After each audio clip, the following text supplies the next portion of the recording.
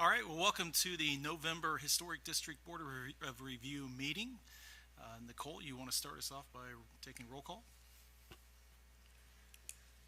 Sandy Palmer, Present. Josh Wilbur, Present. Michael Zink, Ken McWilliams, Here. Mike Pittman, Owen McCall, Here. Carolyn Rogers. Here. All right, everyone should have received last month's minutes. Has anybody got any edits, changes? Hearing none. I move Take it we for you. approve them. A second.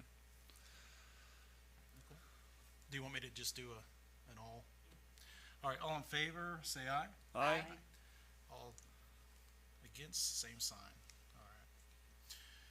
All right, so we have 12 applications on the docket tonight. The first one, it looks like we do not have the applicant here, Steve Buchanan, but if someone is representing this application that's in the audience, I'll give a chance to them to come up. 407 East Vaughn Drive. Seeing that they're not here, do you want to wait till the end and then, okay, so we'll wait till the end and see if someone shows up. So our second application, before we get into that, for those of you who have not been here before, I do want to go over just kind of how the meeting does go. We'll have the application come up on the screen. Of course, you'll see if your application is the one. You come up to the podium if you're representing the application, state your name and your address. After you do so, Nicole will go over a brief summary of your application. At that point, I'll give you a chance to say anything more. If you want to add anything to what Nicole has said. The board will then have a chance to ask questions of the applicant for the application. Then I will ask the audience if there's any issues, concerns, or questions that any audience members have. After that point, then the board will go through what we call a findings of fact, which is basically going over the guidelines for that specific application. And then at that point, we will take a vote on whether or not the certificate of appropriateness is going to be approved or not for it. Any questions from you guys about that process? Hopefully we'll make it simple for you. Okay. All right. So our application that we have now is 803 East 2nd Street.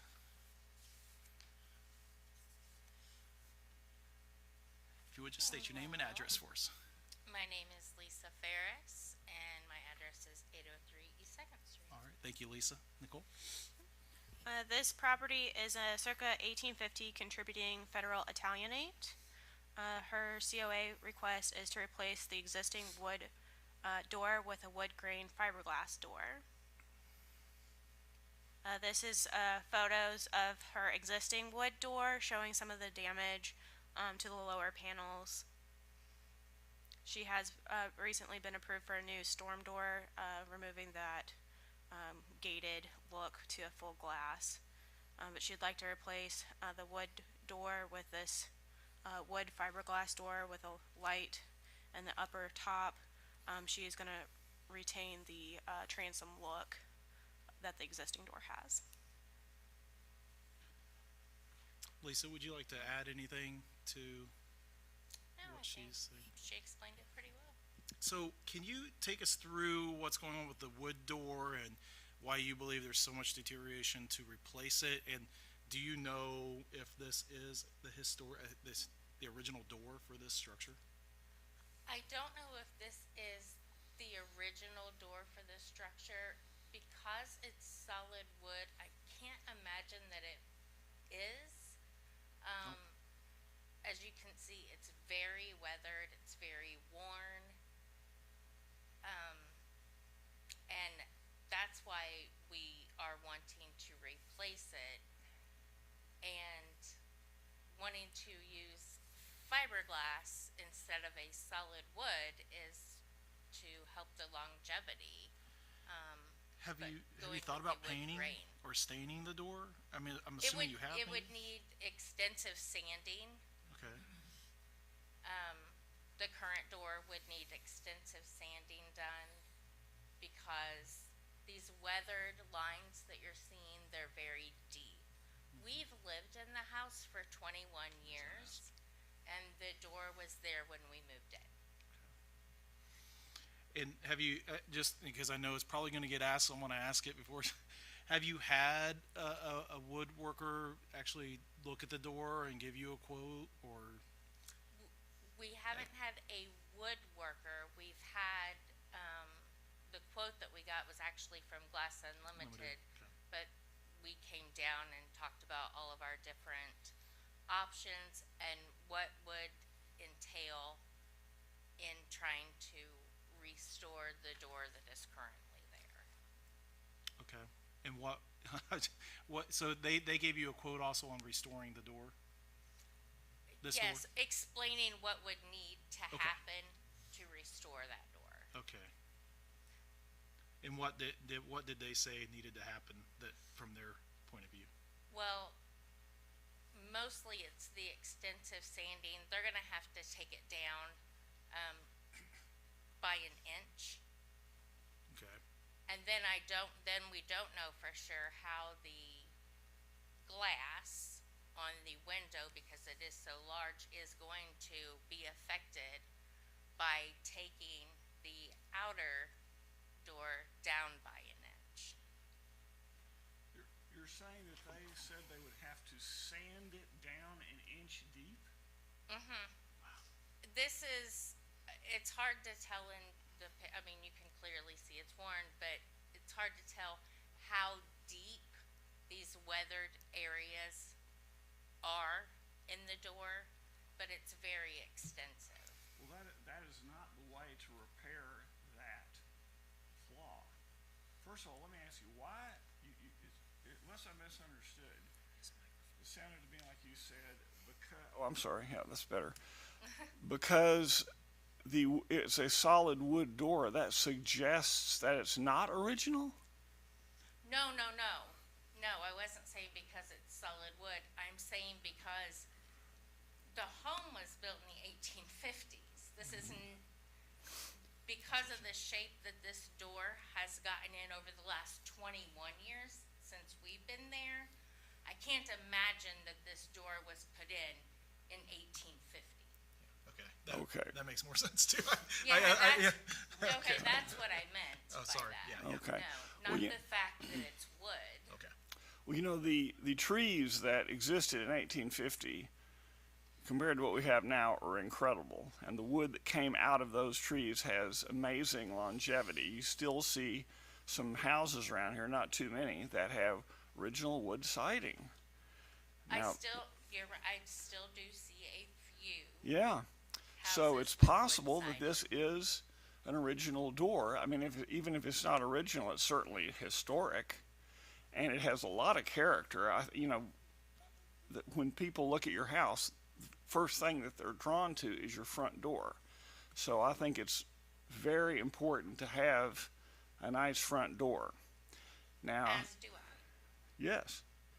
So, but when you have damage that goes deep into a piece of wood like that, you do not just sand it down until you're at that depth.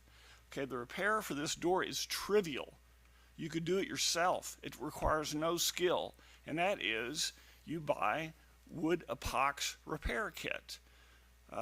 There's a number of different brands, but it has a liquid part that you can make up that stays liquid until it hardens, and another that's more like putty. And so the putty you push into the cracks, whatever is deep, after you have saturated anything you think has the slightest amount of rot with the liquid. And then that door will last another 100 years. It will make it better than new because every place you've applied the epoxy is now completely waterproof and will never rot. So, you have such a great looking door there that really the repair is trivial. It requires no skill. You could do it yourself, or you could hire someone to do it if you want to. But it's like we've had some people come up that have beautiful historic windows, but they need reglazing, and they say, we just want to tear them all out and throw them away and buy vinyl windows. This is kind of similar to that to me. You have a great looking front door that has maybe 150 years of weathering on it.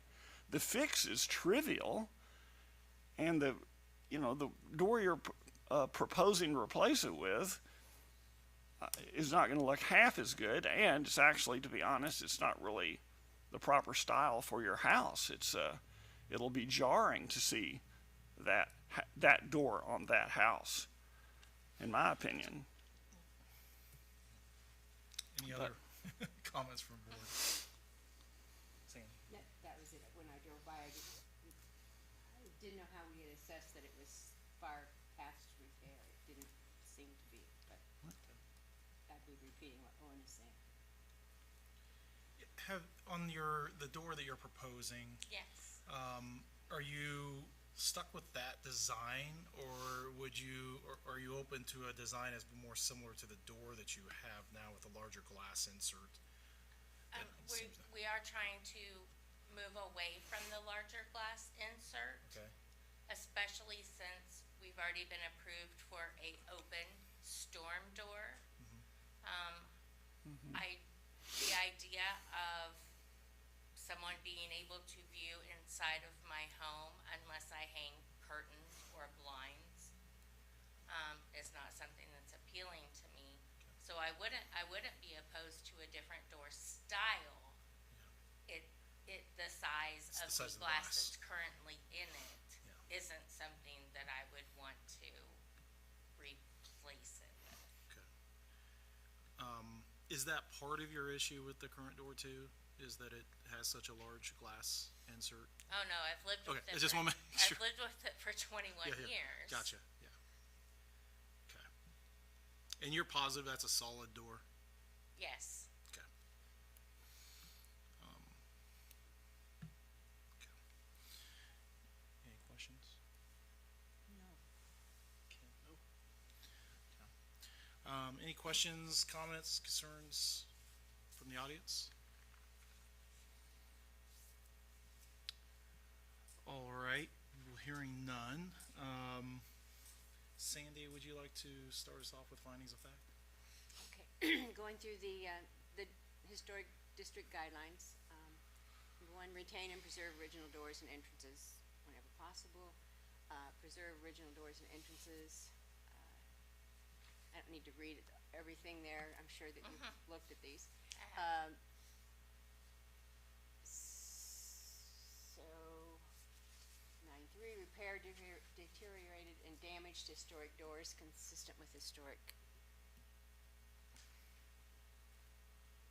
materials. Repair historic doors, which should be undertaken with methods that retain the historic fabric and appearance as much as possible. Use epoxy to strengthen deteriorated wood. We've just been talking about that. If they're missing or deteriorated, damage, beyond damage, repair, install replacement doors that match the originals. Select replacement doors carefully. We've been talking about that as the picture we're looking at is more of a craftsman type, not particularly matching that. Did you want to go on to 9.6? Is there more? Yeah, that's all the, Oh, I thought there was also a section in there about when it's an issue through the light of like using internal draperies or blinds to so. cover that issue. I don't, Based on these facts, I think it's not, your request is not in conformance with the guidelines. Ken? I agree for the same reasons. I agree for the same reasons. Caroline, I disagree. do you wanna state why you disagree? Yes, I do. It's okay. I think that the door perhaps could be repaired, but I agree because I know a lot of houses that have the same kind of doors you do, and it is a lot of work. I mean, I know some of us it might be simple, some of us it's not so simple to do.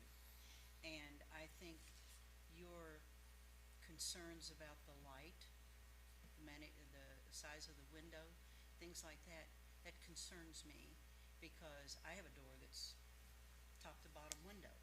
And fortunately, it goes into a hallway, but if it were into my house, I wouldn't care for that either. But I disagree because I think the replacement is the better idea.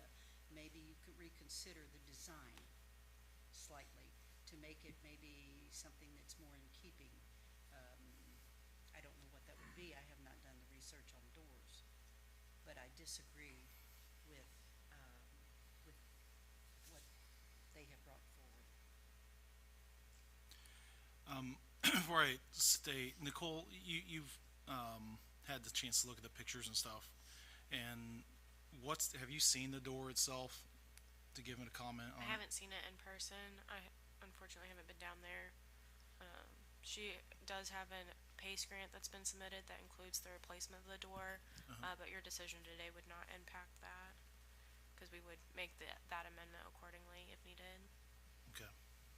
I know in the write-up you had in there, you felt it was in staff did the write-up, felt it was in compliance with the guidelines. Is that based upon what has been presented from the applicant themselves? Yes. Okay. All right. So for me, I could probably get past the door, but the problem for me is the last 9.5, which says if you are going to replace it, it should be replaced with a, like door, of historic, looking characteristics. What you have presented is not, of historic characters. It's more of a modern type of design. You probably almost be better to be almost a solid door. Personally, for me, it would be more of a solid door, rather than this, I wouldn't be opposed window to a and this- solid door. right? But that's, I understand what Carolina's saying. I also understand what you're going through and what you have. It's a lot to take care of. A front door. We have a wood front door, solid, on our home, and it's a lot to take care of. Sometimes it depends on the amount of work that you can put in. But you've been there for 21 years, and obviously dealing with the door itself. So I don't know that you would make this decision lightly, because it's your home. So I don't know that it fits all the guidelines, but I do think it fits a few. So.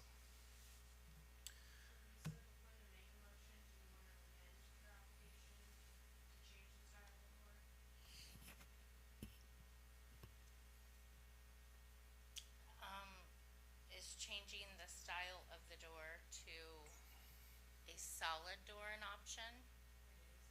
In lieu of the big window? Yeah, it's up to you. Then yes, I would like to amend to a solid door in this same wood grain finish. Still with the transom included. And in the cherry wood stain. Okay. Based on the changes to the application, does someone want to make a motion? I'd like to make a motion that we grant you that. No, sorry. Yeah, but you I go have through to your. read it. I'm sorry. Moment. There might be a little more. So sorry. It's all right. Based on the preceding findings of fact, that one? Yeah. Yeah, thank you. I move that we grant your certificate of appropriateness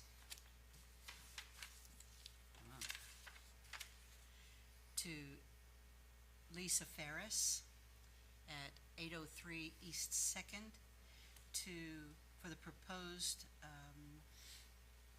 change of the door from the door that's there now to a solid wood door with a Fiberglass, right? fiberglass. Yeah, it's a fiberglass door with a wood grain. Fiberglass finish. door with a wood grain finish, is that it?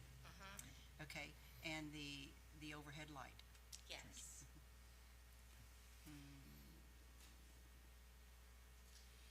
The address and name. Yeah, she said the name. Oh, did she? Okay. Yep. Do we have a second? I second. Nicole? Ken McWilliams, Approve. Carol Ann Rogers, Approve. Owen McCall, Do not approve. Sandy Palmer, Do not approve. Josh Wilbur. Approve. Therefore, you will get your COA, certificate of appropriateness to change the door. I don't think there's any building permits with this, that I know of, so should be good to go.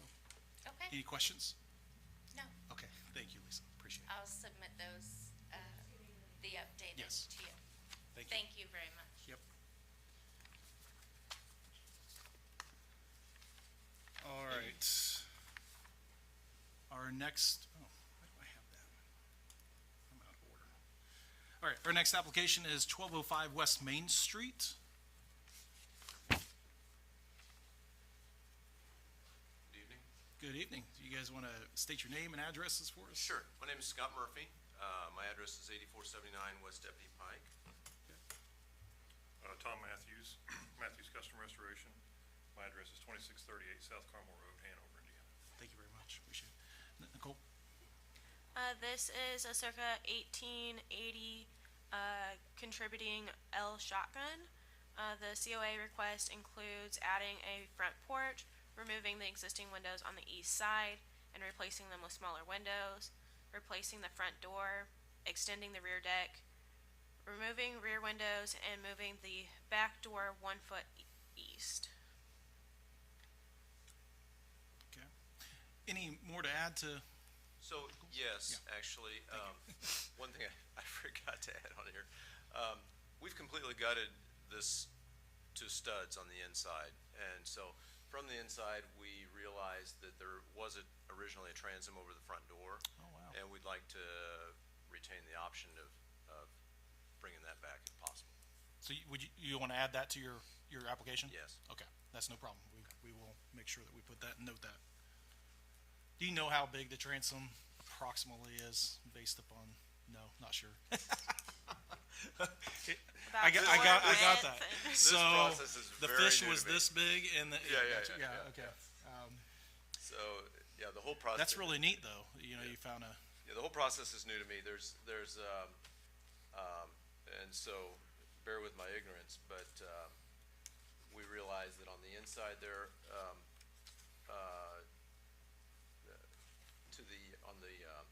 it'd be the west side there, right before the little L comes out, there was a side port, or side door that went in there. yeah. Behind that window, I have no idea what the original design of that would have been, when that was, You down on the changed. west side or the east side? You can West- you can go up east there side, and I'm sorry. show if you Yeah, want. sure. Yeah, might be easier. Yeah. And actually you can see, there's a concrete step Yeah. here, and again, forgive me, I don't know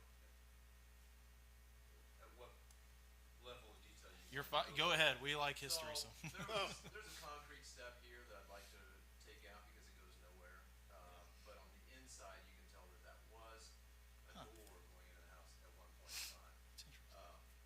You can also, I'm not an architect, but I'm pretty convinced that this window is not original. And so my concern, one of my pieces with this was, this being on Main Street, cars coming down and shining into the living room. I'd like to remove that and have, a couple of sort of skylight windows up above. So taller, basically, little smaller windows up toward the top. Yeah, and remove the big window there. Do you? I mean, so if you found the transom in the front, do you believe that also was an original opening as well? Because I almost wonder if the original This door? opening. Well, yeah. Yeah, I do think this door was original, Okay, but I don't know. that's interesting. Otherwise, yeah. Yeah.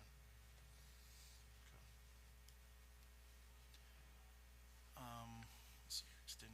So on the rear deck. Do you want to talk a little bit about the rear deck? Sure. So, so the rear deck, just for usefulness, honestly, we'd like to extend this, pretty much the width of the structure.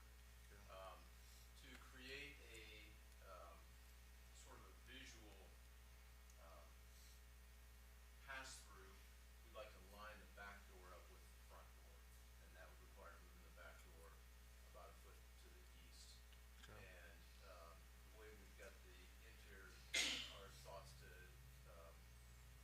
restore the interior would be ultimately have bathrooms on this back side, so, we'd like to, move those windows if possible. So you'd have to remove the one window. I'm sorry.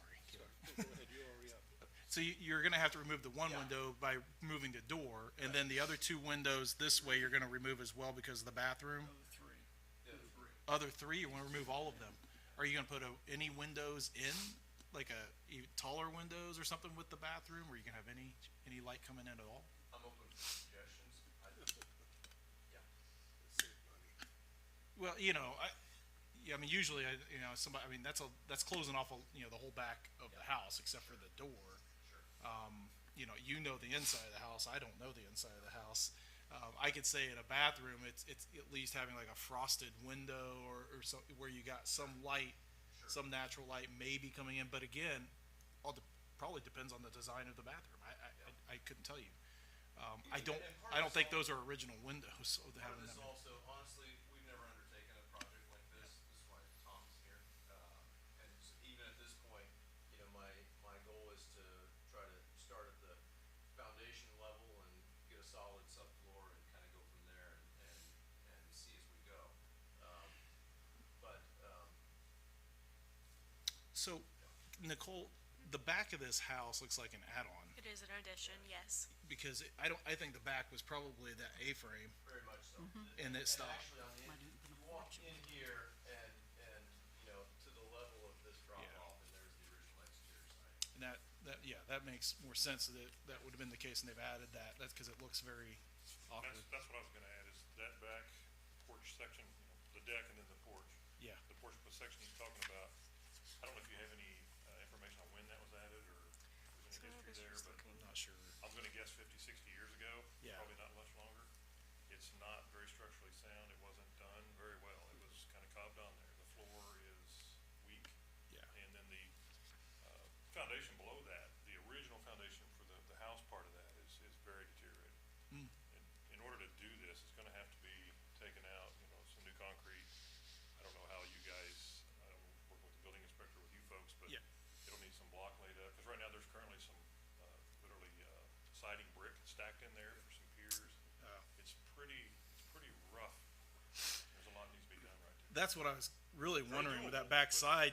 Sometimes they get very deteriorated because they weren't made, obviously, with very good material, and they're added to a home that has really good material from the historic days, and so it really makes it tough to go in and remodel and still keeping what you have now. So, yeah, I said that basically because you're wanting to remove the windows from a part of that structure that wasn't really the historic structure is kind of important. It's important. Essentially, you're gonna have to remove the entire back. It's not structurally sound. Yeah, I was wondering how It's much of not- that you're going to rebuild. And it's not historic, Right. Those windows are not, and they're very rough shape. So you can put it back to the original dimension and shape. It'll look just like it does now going back, but it's almost all gonna have to be replaced. Because Yeah. it's a lot of rotten, it never was really built correct to begin with. And it isn't even close to the age of the original home. And when you do the porch, I assume you're going to use all wood, or are you going with a different type of material? deck, you mean? Yep, deck. I'm sorry. Yes, my Okay. thought was to do wood, Okay, and railing. yes. Okay, Probably something similar to this. very common. What is is it 3 foot, 4 foot, 3 foot, right? 3 foot, yeah, 3 foot railing. Which is- okay. All around the deck except for your stairway, going to the back. Okay. All right. Any other questions from the board? Yes, you said that you found a ghost of a transom there. And you expect, though, that they took the transom out and left the door? Yes, so the transom, on the interior frame of the house, it's framed out sort of above the existing door. Nice. Is that the original siding on the house as far as the front of it there? No, this is, I believe, a vinyl. Yeah. And, at least on one of the side pictures, there's a piece where I could peel back, go back to the pictures. Can do it too. Yeah. Yeah. Okay. Okay.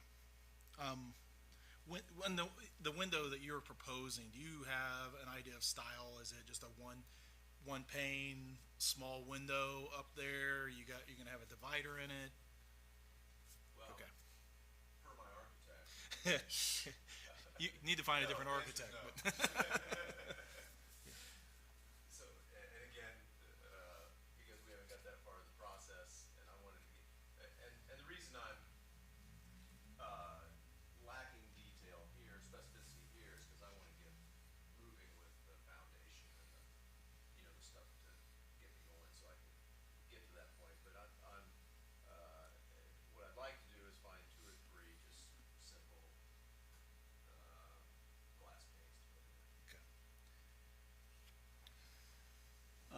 I noticed on your application, you talk about a new roof, but I don't see that, discussed here It's anyway. a shingle roof. He currently has a shingle roof, which does not need reviewed. Oh, I thought it looks like standing seam. Yeah, it looked like a seam in the back. Yeah, standing seam. That was my error. Okay, so, then you're requesting, I mean, you're not even requesting, it's not even on here, but I mean, replacing a standing seam roof with a shingle roof, that is a non-trivial change. But it doesn't say that though, that he's replacing. So what was it? Nicole, I assume you've already given him approval. So, Is that, staff gave approval? Let me look at it real quick.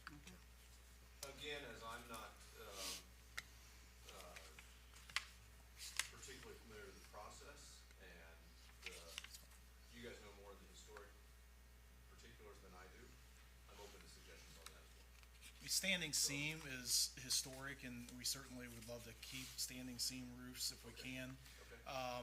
You know, if for some reason, obviously, the standing seam is extremely deteriorated, there's no way to keep it, then we would love to see a new standing seam put back on.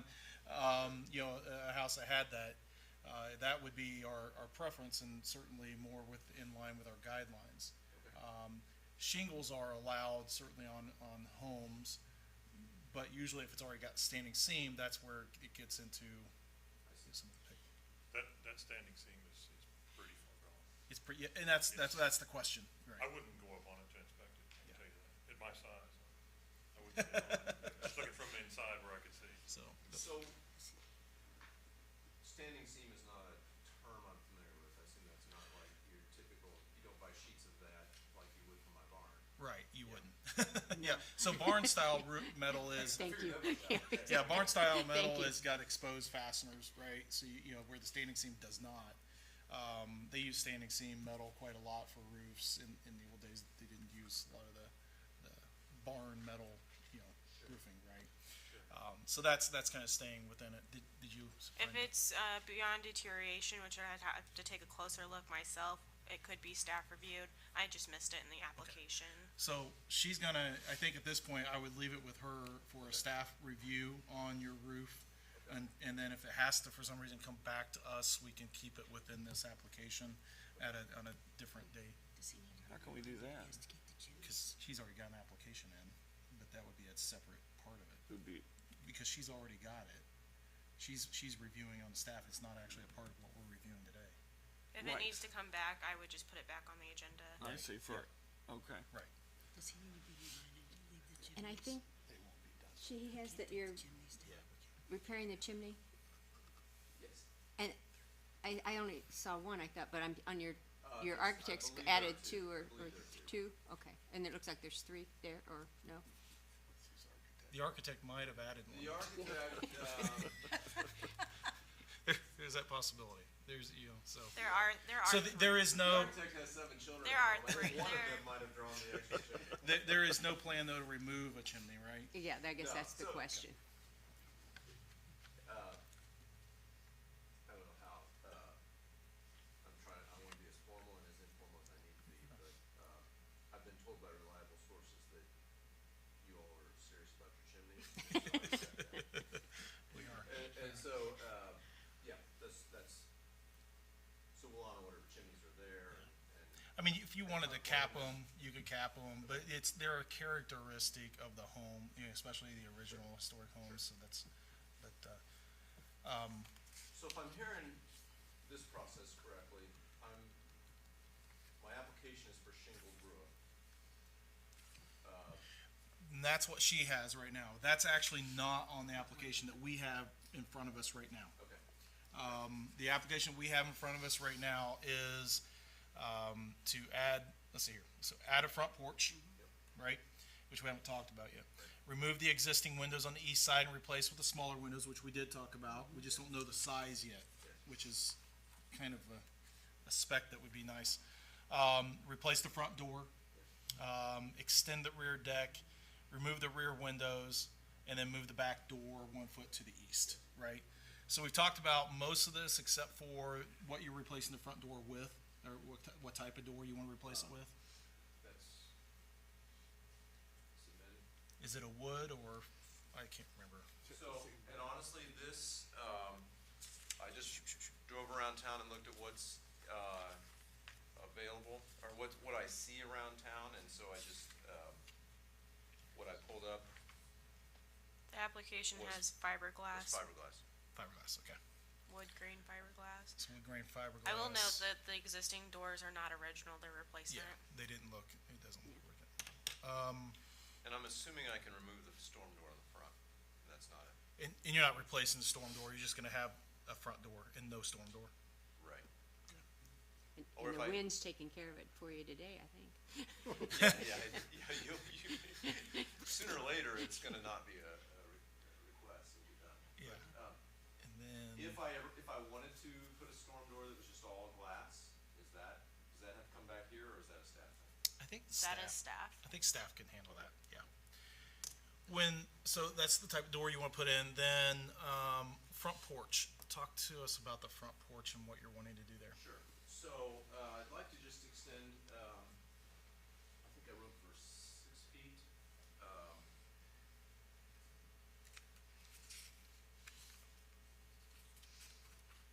And again, that is, I'm open to suggestions on that, but the idea was just to bring it out and try to have the roof line parallel, with the, existing roof line.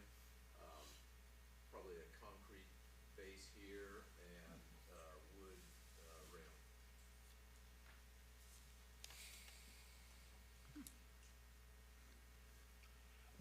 Let's see, so you have the attic, vent there, it Yes. looks like you're gonna be covered, are you gonna move it, or? Can you go back to the original picture? So there's nothing. You see, yeah, see the big, Yeah, so,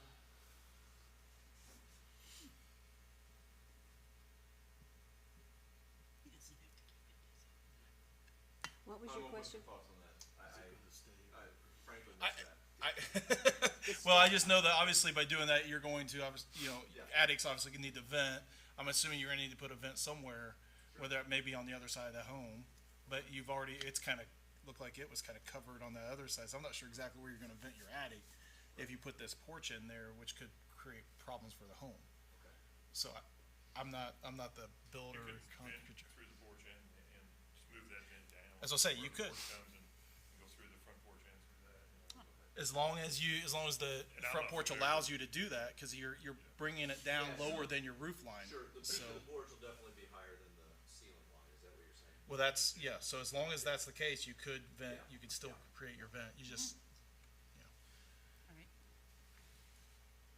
and everything will be wood on the front too, right? So same thought process as you're doing a porch on the back, you're gonna be using all wood material, Yes, columns out of wood, yes. Not the base, though. not the base, the base will be concrete, yeah, thank you. And that picture beside it was the one across the street, which is Yes, kind of what you're and that's modeling just off an of, example. except for the roof, right? And then I, You want a concrete base, right? you also have some wood structure there, you building a little kind of porch, kind of put some wood there to kind of complement the front? Yes. Okay. Try to match this up, and then it's on that existing porch. Gotcha, okay. I just don't think I saw that one on your app, but, And I don't, he was asking, we aren't saying concrete on the porch, are we? That's his decision. no, you wanna do concrete on the porch, yeah. Well, he'd kind of, That's Oh, your okay, preference sorry. anyway, right? that's a good question. We've had wood, floors for it. It really, a lot of times depends on the home, what looks good with the home, right? So, if it's really, really low to the ground, wood's gonna be tough to maintain because Right. it'll get moisture and it'll Yeah, rot it'd be really low, quick. so that was part of the reason too. Right, I think it's smarter. I have a question. I think you said this, when you were doing the inside, getting it down, this picture window on this east side that you want to remove and put with those 3 small windows, there was no indication that that was original? No. And again, I'm not an architect, but, just some of the framing underneath that window looks like it was kind of piecemealed in after the fact. But it looked like there was a door to the left of it. Farther back. Right, yeah. So the door a bit farther back. Yeah. Okay. The the survey did note that both the front and the side front window are replacements. Oh, okay. And I don't know if it matters, but I was told by Brooke a while back that this property was grandfathered, from a hardship case for vinyl windows. Don't intend to do that. Yeah, what type of window, you're going to use aluminum clad? Okay. Yeah, I saw you wrote aluminum. Now, there are aluminum windows. You normally find them in a mobile home. So I just want to clarify, what you mean is aluminum clad wood windows, correct? Yes. Okay. Okay, yeah, Is okay, that the right answer? good, okay. Any other questions from the board? And again, you know, to the extent that I need Yeah. clarification on that for my education, I'm all ears. No problem. That's good. Any questions, concerns, comments from the audience? All right, hearing none. Ken, you want to take us through findings of fact? So findings of fact from the guidelines, doors and entrances, page 59 to 61. Pick out which one. So 9.5, if historic doors are missing, so not really missing, they've been replaced, and so there's new doors. And so then it says the new door should be in keeping with the style and period of the building. As asked, did you know, talk to staff and use photographs to help you select your doors. So never create a new door opening, and you're not doing that. Next page, please. And then guidelines, porches. So it's not a historic porch, which porch? So we have 3 porches. So the front porch is not even there. And so then we have this little side front porch, and says retain and preserve historic porches, entrances and doorways, including features such as post columns and other supporting pieces. So 14.2, maintain historic porch features and components. Remove a porch that is not repairable, not replacing, or replacing with a new porch.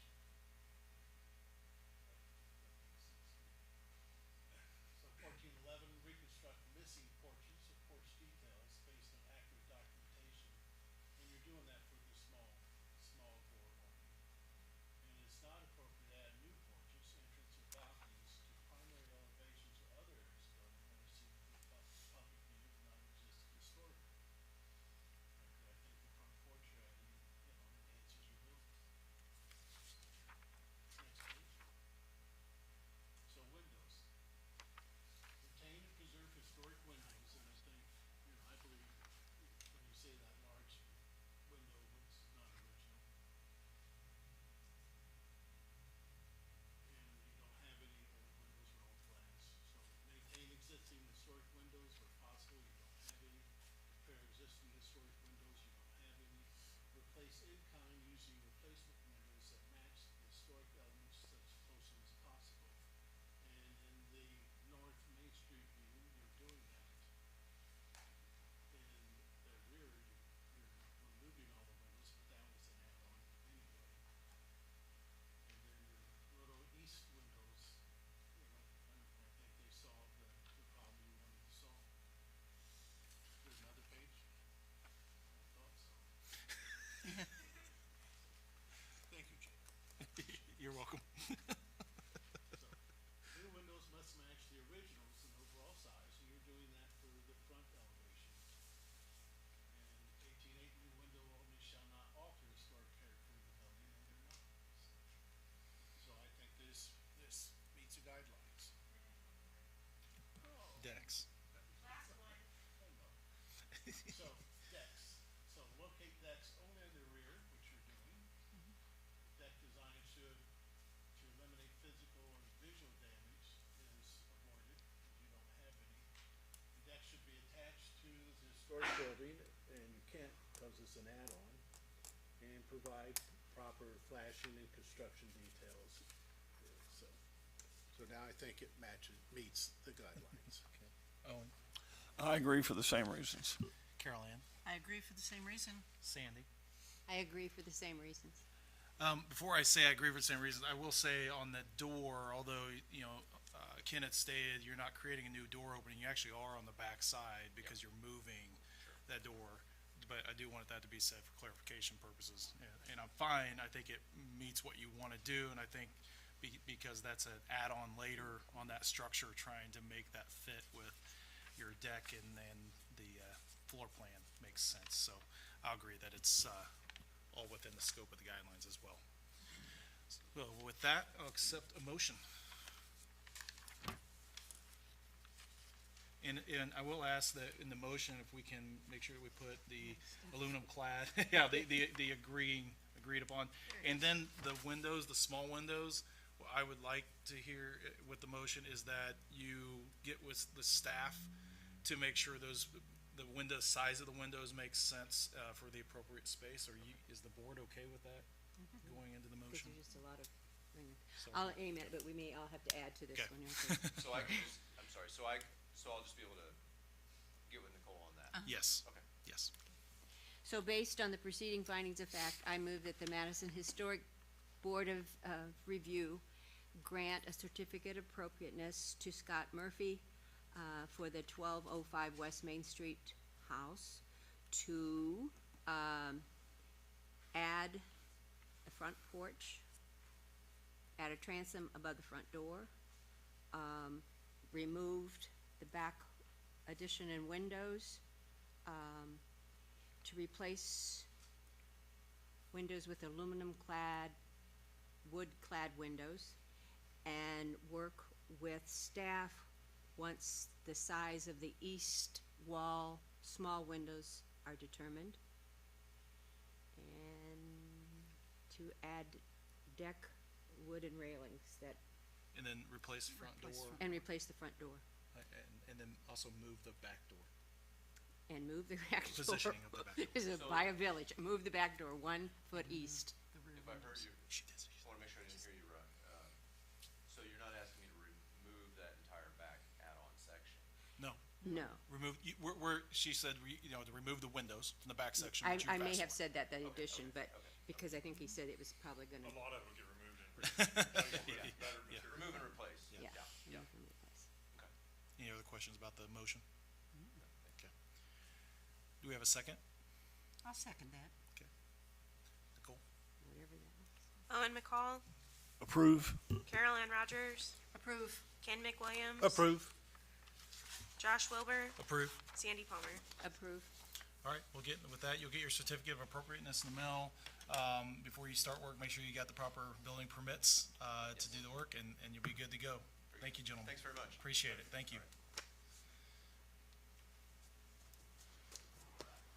All right, next application. I have 1016, hopefully that's what you get. Okay, 1016 Park Avenue. You could Nathaniel state your name and Grissom. address. Oh, sorry, go ahead. That's fine. Nathaniel Grissom, 1016 Park Avenue. All right. Nicole? This is a circa 1874 non-contributing gable L. The COA request includes building a 20-foot by 25-foot addition on the rear of the home and reattaching the existing deck. The addition will have a block foundation, wood frame construction, and will match the home's existing vinyl windows, vinyl siding, and shingle roof. Do you have anything more to add to what Nicole's? No, unless you have a question. Okay, just make sure. So those are photos of the existing home and deck. And this drawing shows that rear addition with the deck reattached. So the side closest to the board is Park Avenue / the rest of the home. So you're seeing just the addition basically.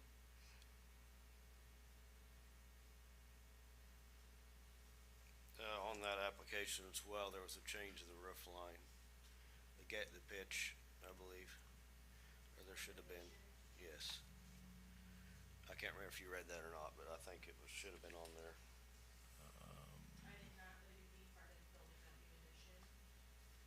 Sorry, I didn't hear. It would be part of building the new. Yes, it'd be a different roof pitch. Yeah, it says change of roof pitch to a more suitable angle. Yes, Do you there know you what go. that angle is? No, it just, like, a normal, more modern, I guess you say, roof pitch. It'd be shorter than what's existing, cause it's a steep, So yeah, right now the pitch is pretty, yeah, you know, Yeah. steep, right? Yeah. So you're wanting to go more lower like and this. attach it to the back, yeah. Okay.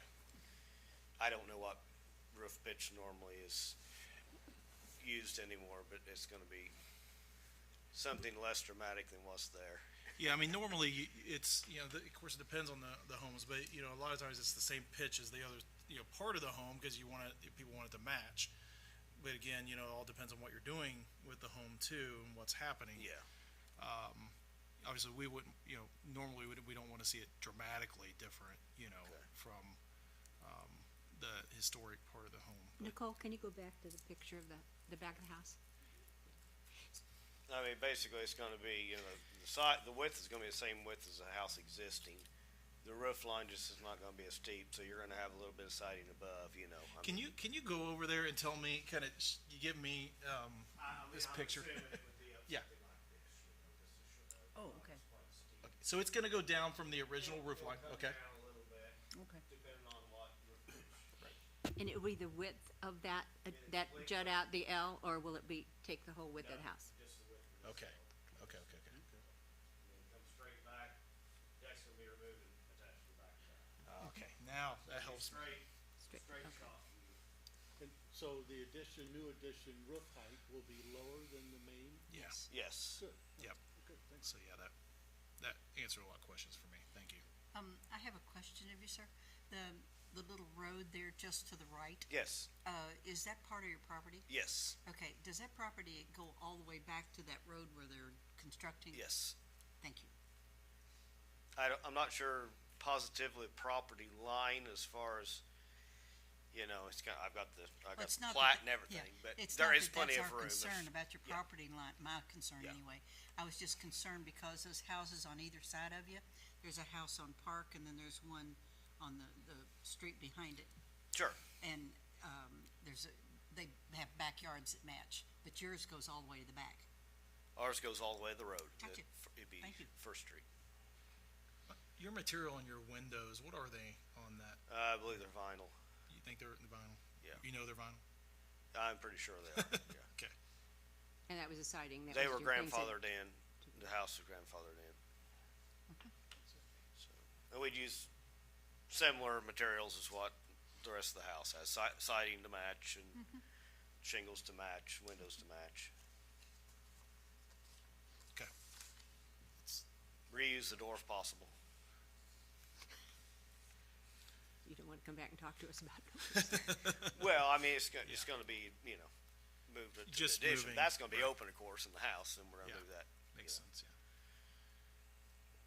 Any other questions from the board? No, what was your name again, sir? Nathan Grissom? Nathan Grissom. Thank you. All right. Any questions, concerns, comments from the audience? All right, hearing none. Owen, you want to take us through findings of fact? Okay. Okay, new construction additions, 106 to 108. That where possible, locate them at the rear, as what's happening here. The overall proportions should be compatible with existing building in height, size, scale, and massing, so it's not overpower it. That is happening here. New addition should not be taller or wider, it's not. 26.3, design elements should be compatible with existing buildings, building in term of material, style, color, roof form, massing portion, spacing of doors and windows, surface texture, location, it all seems to be, the case here. Okay, 26.6, wood windows are most appropriate for new additions. However, substitute window materials may also be acceptable. Normally vinyl is not acceptable, but since this house already has vinyl, we typically have allowed vinyl to be added. Okay, roof lines in new additions should be similar in form, pitch, and eave height. Okay, so in this case, we do have form is the same, eave height is the same, very similar. Pitch will be changed this is in the rear, so to me, if you are gonna have a pitch change, it needs to be in the least obvious place, which this is. So I think that is essentially consistent with the guidelines. Okay, decks. Okay, the deck's only on the rear, ground level. Well, this is on the rear, but it is just consistent with where the rear door is. It needs to be elevated because the lot is so sloped. It would be, kind of tough to have it at ground level.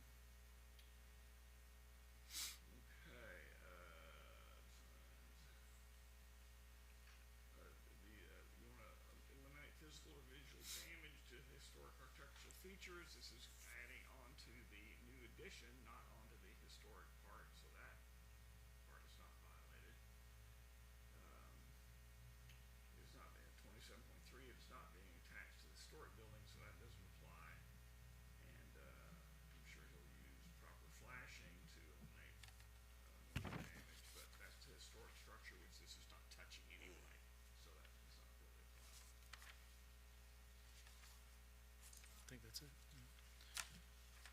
So given that, or you feel it's? Okay, so given that, I'm sorry, I should have had that on.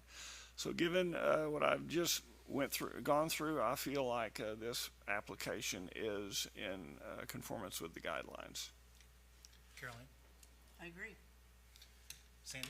I agree for the same reason. Ken? Agree, the same reasons? I too agree for the same reasons. That, accept a motion? Based on the preceding findings of fact, I move that the Madison Historic District Board of Review grant a certificate of appropriateness to Nathan Grissom / Madison Pilgrim Holiness Church for a new addition on the rear of the house that will have a change in slope of the roof from that on the main existing structure, and also on the rear of the new addition to construct a deck. Do we have a second? I'll second. Nicole? Ken McWilliams, Approve. Carolyn Rogers, Approve. Sandy Palmer, Approve. Josh Wilbur, Approve. Owen McCall. Approve. All right, you'll get your certificate of appropriateness in the mail. Just make sure that you have the proper building permits before starting. So, thank you very much. Thank you. Appreciate it. Next application is 120 East Second Street. Good evening, board members. My name is Tony Steinhardt, Director of Economic and Redevelopment. Tonight's a big night for us here in our community. Sort of the final hurdle in the downtown grocery store, the DG Market. With me tonight is Kurt Rafferty, who is the developer for that project. I just want to say that Kurt has been very open to our thoughts and suggestions on the design of the exterior of this property. You've seen some renderings. The renderings you're seeing tonight are new and enhanced, and that's through working collaboratively with us here at the city to what we think is to get us an outstanding, I think it'll be a model DG Market in the country, one that will bring us some true recognition within their system. And, Kurt has worked extremely hard with us as well to include public art and to include other enhancements related to the site. Some of those enhancements the city is currently underway. If you drive down there tonight, you'll see work has begun. And we're really excited about this, and at this point, I'll introduce Kurt to talk through the project. Thank you, Tony. Thank you, Mayor Bob. My name is Kurt Rafferty, Rafferty Development, 947 Shaker Mill Road, Bowling Green, Kentucky. Just want to say one thing. Without Tony, you guys have a great advocate for this town in the city, in Tony Steinhardt, and I'll have to say he's been, and Mayor Bob have been wonderful to work with, as have all of you. So let's continue. Go Well, now, forward. we're gonna have trouble getting Tony out of the building. So, It's all right. Well, I do demolition, so we can find an opening big enough. well, I will say, and I think I speak for the board, we're very appreciative of Dollar General and your company, kit picking Madison for this project. Extremely pleased. We think it's an excellent project for downtown Madison. It's gonna be a huge, boost to the economy downtown and, a Third great- time coming. Great thing. So, well, So, not Third- here, but third time through Dollar General. Oh, So okay. let's, So- third time's a charm. yeah, that's right. So do you wanna, so we'll have, Nicole go through it and then have you add, Sorry to it. about the No. application size. It's all good. I had a late night. you're fine, you're fine. So this is a circa 1950s non-contributing 20th century commercial building.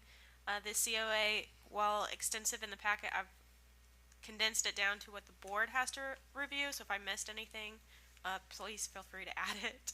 But the COA request includes replacing the existing canvas awning with a black metal awning, modifying the storefront entry with new doors and windows, adding architectural details to the cornice, and adding a black 6-foot chain link fence along the west alley side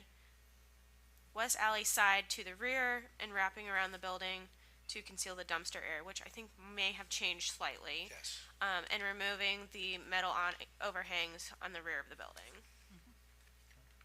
So if you're not familiar with the building, this is what it currently looks like. This photo shows that west alley side and front changes. You can also kind of see the cornice detail there. Now, on that cornice, I was reading the staff report, and I know that it was favorable to the change. I did a little bit more research. I'm sorry to interrupt you, but It's okay. I do want to try and keep it 1950s style. I could change that cornice to a more flat design. This design kind of protrudes a little bit. I found actually a Super A&P Market that had a flat, and I've done this design before. So I have no problem changing this, the cornice of the crown, which is this right here. And it wraps around the other side of the building. And it's me that. Ken, you remember this kind of design, right? Yes. Just kidding. Just saying. Hey, So if you want to make that part of the record, you can, It is and just let me 150s. know. That'll be a very last item Okay. to be put on. Okay. You can have that back if you'd like. And I can submit it. You know, while we're on that subject, what design on cornice does the board prefer design-wise? Do you like the 1950s more, keeping with the 1950s style, So I could show or you, does it matter? I can show you the profile of what's up there. Well, on a point of order, it sounds to me what you're asking is what our personal tastes are, which we're not supposed to, we really wanna say only, does it meet the guidelines or Right. not what we prefer. Well, do you feel like this is within the guidelines? You feel like that's within the, you think they're both? Well, this is a non-contributing Right. structure, so to me, you can put anything you want up there because Okay. we're not really, conserving, a historic building. and if you So it go does come down to just taste. circa 1950, that's, It does. There's a taste element to it, and I think if it's a 1950s building and you're wanting to go with a 1950s look, then it certainly can enhance the building. But for us as a board, we would be able to approve either because it's, Basically dealer's choice for me. you got it. Great. Okay. So. keep going, This Nicole. photo shows the east elevation front part. I've got another photo that shows the full side elevation. Just want to make one comment here, and it was missed from an architect. We will have gooseneck lighting that will light these windows. Nice. This is that alley west side in full view. And you can see that change from the application that I read, where the fence doesn't go all the way to the rear. Oh, Yeah. And it's gonna be that metal fencing, it looks like, rather than chain link, right? Well, it's actually, I put in chain link with the metal slats, so you can't see through it. Oh. So it's black Okay, I chain know what link, you're talking black about. Yep. slats, yes. Okay. okay. and just to clarify, what did you say, Nicole? It's not running the full length of it and around the back, or it is? Correct. So this will stop that concrete barricade is there now. It will stop there. And then at the rear, there will be a new fence as shown here. Great. So I do have a question while we're back here. I just have some clarifications. So there's a yellow rail that comes down the side here by the alley. This will be a gate to allow for the dumpster to get back there. My question is, Campbell's house next door. Now, this fence and gate is gonna be pushed out closer towards First Street. How do I keep from people going between the Campbell house and the back of the property? Because I could probably do this. There's a ledge that goes up on an angle. How do we attach that to the Campbells? I talked to Mr. Campbell, very nice person. Yeah, it's right here. That's where the question was back. How do we connect this fence and the gate, and the fence goes up the side here? How do we connect this so no one goes back here? So you can build fences all the way to onto the property line. So I would just recommend working with, See if I attach it to his house? yeah, I would just ask the Campbells. Okay, Yeah, all right. He'll be glad Okay. to have a fence. I certainly would just work with Mr. Campbell. And they're very nice people. Yeah. Okay. Interesting. You had a picture of this fencing. Yeah, there's the So cornice that, right there. yeah. So that's the profile. It's 1 feet 4 inches tall. Yeah, 1 feet 4 inches tall. It sticks out and circles back in. This is a similar application I did in Elizabethtown. Okay. This is the metal canopy. I did find a 1950s grocery store that had the same type of metal canopy. So trying to keep it within a half. 2 snag lights. That would be for the sign and for the murals. Mr. Rafferty, describe the fence. Where does does it start at the start at the trash by the front door on So go back to the Second Street? original alley side photo. Please. Here it is. So you see this platform right here? Yes. It's existing. That's where the fence is gonna go. It's gonna go Right. along the back, come up the side with a gate in the front. But then going back toward First Street toward your receiving Starts area. way down below here, if you go to So- the back of the building. If you go to the Yeah. building. One more. Yeah, right here. So see, there's a yellow rail fence right here. Okay. That's gonna be removed. It's gonna attach to my building, come down this ramp, or I just make it flush, come down as far as I could go to First Street, come across here with the gate, and then attach to the Campbell house. Similar to that, we just didn't draw his house. Okay. Gotcha. I like it. Nice design. Any other questions?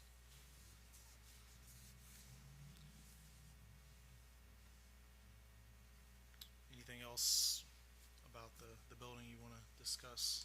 No, we're basically gonna take care of all the outside, cover up any openings. If you go to the alley side, the existing alley side,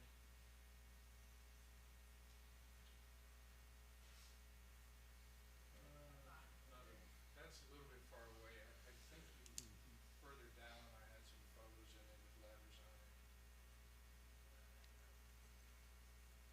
There's just openings that don't need to be there anymore. We'll put in bricks, like this right here is not needed. There's a door behind there, so we'll remove that. Any of these metal openings, or if they're wood, we'll cover with brick or block. Okay. And then paint. When we paint, see, they only have the brick going down to the block. We're gonna paint this the same color. And then where the columns are, those columns are gonna be darker. And they're gonna go all the way down, so you don't see this concrete look. Yeah. Same way with the parking sign. Okay. It'll make the building look tall.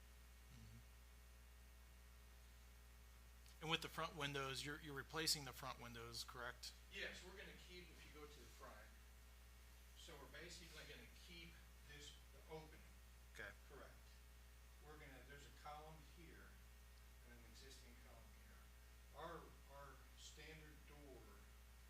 system fits between those. Okay.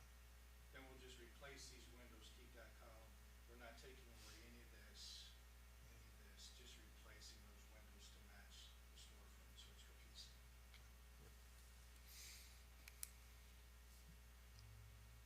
And then the doors, like on the sides and stuff, are you replacing those with more secure Yes, doors, those security we'll doors? replace those.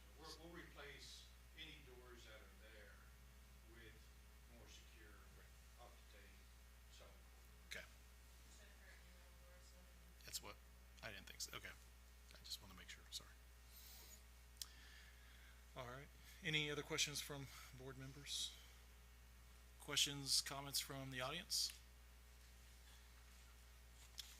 All right, hearing none. Sandy, can you take us through findings of fact, because Carolyn's got, Yeah, sorry. so she's be able to see. You said Sandy? Yes. Okay. Awnings and canopies, 54 to 55 pages. Repair existing canvas or metal awnings with in-kind materials. They're replacing them with appropriate materials of design and dimensions. So 6.3, install new awnings and buildings in traditional locations. I think that's met. 6.5, select awnings of traditional design. Steiner, they're doing I think that you're meeting that. 6.6, use awnings of traditional materials. Canvas awnings are appropriate. Metal awnings are appropriate on mid to late 20th century dwellings, and this is a commercial building and it's appropriate. Vinyl's not appropriate, it's not an issue on this one. Cornices, do not add inauthentic cornices to the building. Add cornices to a property should be accurately based on physical, pictorial, and historical evidence and material scale. It looks like you are That was the dealer's choice. doing that, a dealer's choice. You're meeting that one. Storefronts, replacement of storefront doors should be consistent with traditional designs. Doors of single light glass, you're in conformance with that. If replacement of a non-historic storefront is desired, it should be a traditional storefront design with bulkheads, lay windows. 1712, only lighted tinted glass is inappropriate in a storefront. Reflective glass, it looked like you were using regular Can I clear ask a glass. question? So, the front, Dollar General has, where the doors are not shelving, to utilize that space. Typically, that would have been an office and a bathroom. We need to locate those behind to get more sales floor space. What kind of tint? Do you have a percentage tint that we could use? Yeah. Oh, so the interior is, Interior, we don't have jurisdiction over, so that's dealer's choice too. Yeah, that's totally dealer's. Good answer on that. All right, 1712. So, Okay, next, fences and walls. Design new fences that are compatible with the associated building site and streetscape. Fence type should be wire, chain link, or vinyl are not appropriate. on 20.6, sorry. I would just want to make sure that 6 foot in the front is fine, since that's towards the front of the building, but technically it's on the alley side. It's on the alley side. yeah, it's on the side, not the actual front Okay. of the building, Okay, so, great. yep. And that 6 foot is fine. I think they're in conformance. The, 20.9, fence materials are not appropriate for fences. This is introduced, it is recommended to be vinyl coated, which you're doing black vinyl coated, and it's inobtrusive if possible, which I think, having put it on the ramp side of that and not the entire length of the alley is. Right, exactly. Oh, I do So- have a question before you, Don, too. So I think you're in conformance with that. You wanna, is it on this? You could go after this. It's not on there. Is this the last one, Nicole? Okay, then you go. So, on the alley side, between the ramp up towards the front, where those receiving doors are, and then the back of my building before that fence starts, there's an area that grass will never grow. Just, it'll be impossible to grow grass there.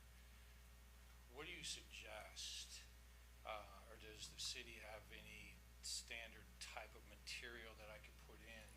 And it runs, you can't see it, on one of my photos, you'll be able to see it. It runs the distance, down here.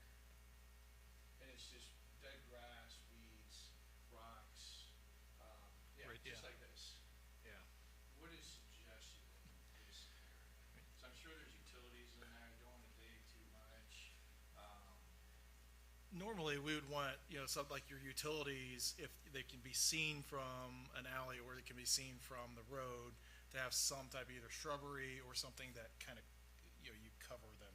I think he's meaning city utilities, and Yeah. we can, Right. the staff can work with you on Okay. that. Okay, Makes it- I mean, yeah. if I have to build something up on the side here and put in with dirt, just, when we get to that point. Even even gravel, if if nothing else can grow there, you can obviously use Some nice gravel. looking stone. Concrete and That's what I gravel. would. Okay. But thank you for I And just then wanna, your I fence- cover everything. Your fences, they're all gonna be 6 foot, or? Yeah, all you gonna think be they'll 6 foot. Okay, they won't be, okay. Unless you want me to go 8. No, I just wanted to make sure. I lose my choice on that, don't I? All right, Ken, I agree, same reason. okay, Owen, I agree for the same reasons. Carol Ann, I agree for the same reason. and I too agree for the same reasons, so we'll accept a motion on this application. Very pleased to do this motion. Based on preceding findings of fact, I move that the Madison District Board of Review grant a certificate of appropriateness to Kurt Rafferty doing business at Dollar General Market at 120 East Second Street to replace the existing canvas awning with a black metal awning, modify the storefront entryway with new doors and windows, add architectural elements to the cornice, dealer's choice, add 6-foot black chain fence on the west alley side to the rear and wrap around the rear of the building to conceal the dumpster area, and remove the metal overhangs on the rear of the building. Do we have a second? Second. Nicole? Ken McWilliams, Approve? Carol Ann Rogers, Before I approve, she said, or he mentioned that it's gonna wrap around the rear of the building, but it is not. we are past that, we Yeah. cannot make modifications. Okay, okay, and yes, I approve. Owen McCall, Approve. Sandy Palmer, Approve. Josh Wilbur. Approve. So with that, you'll get a certificate of appropriateness. You can begin construction, obviously, began some construction. If Tony can talk to the building inspector and get that done for you, that'd be great. But yeah, make sure you got your building permits and everything in alignment. But thank you so much, Appreciate Mr. it. Rafferty. Thank you all for hearing me. Yep. Have a good evening. All right, thank you. All right, our next application is 302 Marine Street. Good evening, ladies and gentlemen. Joel Storm, 2224 Seneca Drive, Madison, Indiana, representing D Comstock at 302 Marine Street. All right, Nicole? This project is a circa 1920 contributing hall and parlor. The COA request includes the demolition of the rear addition and to add windows and siding. The COA also includes the demolition of the existing front porch and to add an overhang over the doorway and possibly replace the windows. She not determined that yet. But they are currently wood windows, and she would replace with aluminum clad of maybe a different size. But at the time of the application, she had not determined that, and I'm not sure if she had talked to Joel about that yet. So we'll have to see what she's thinking. But this is a site plan showing the residents on the site, because it is an odd-shaped lot. Here are some photos of the existing building.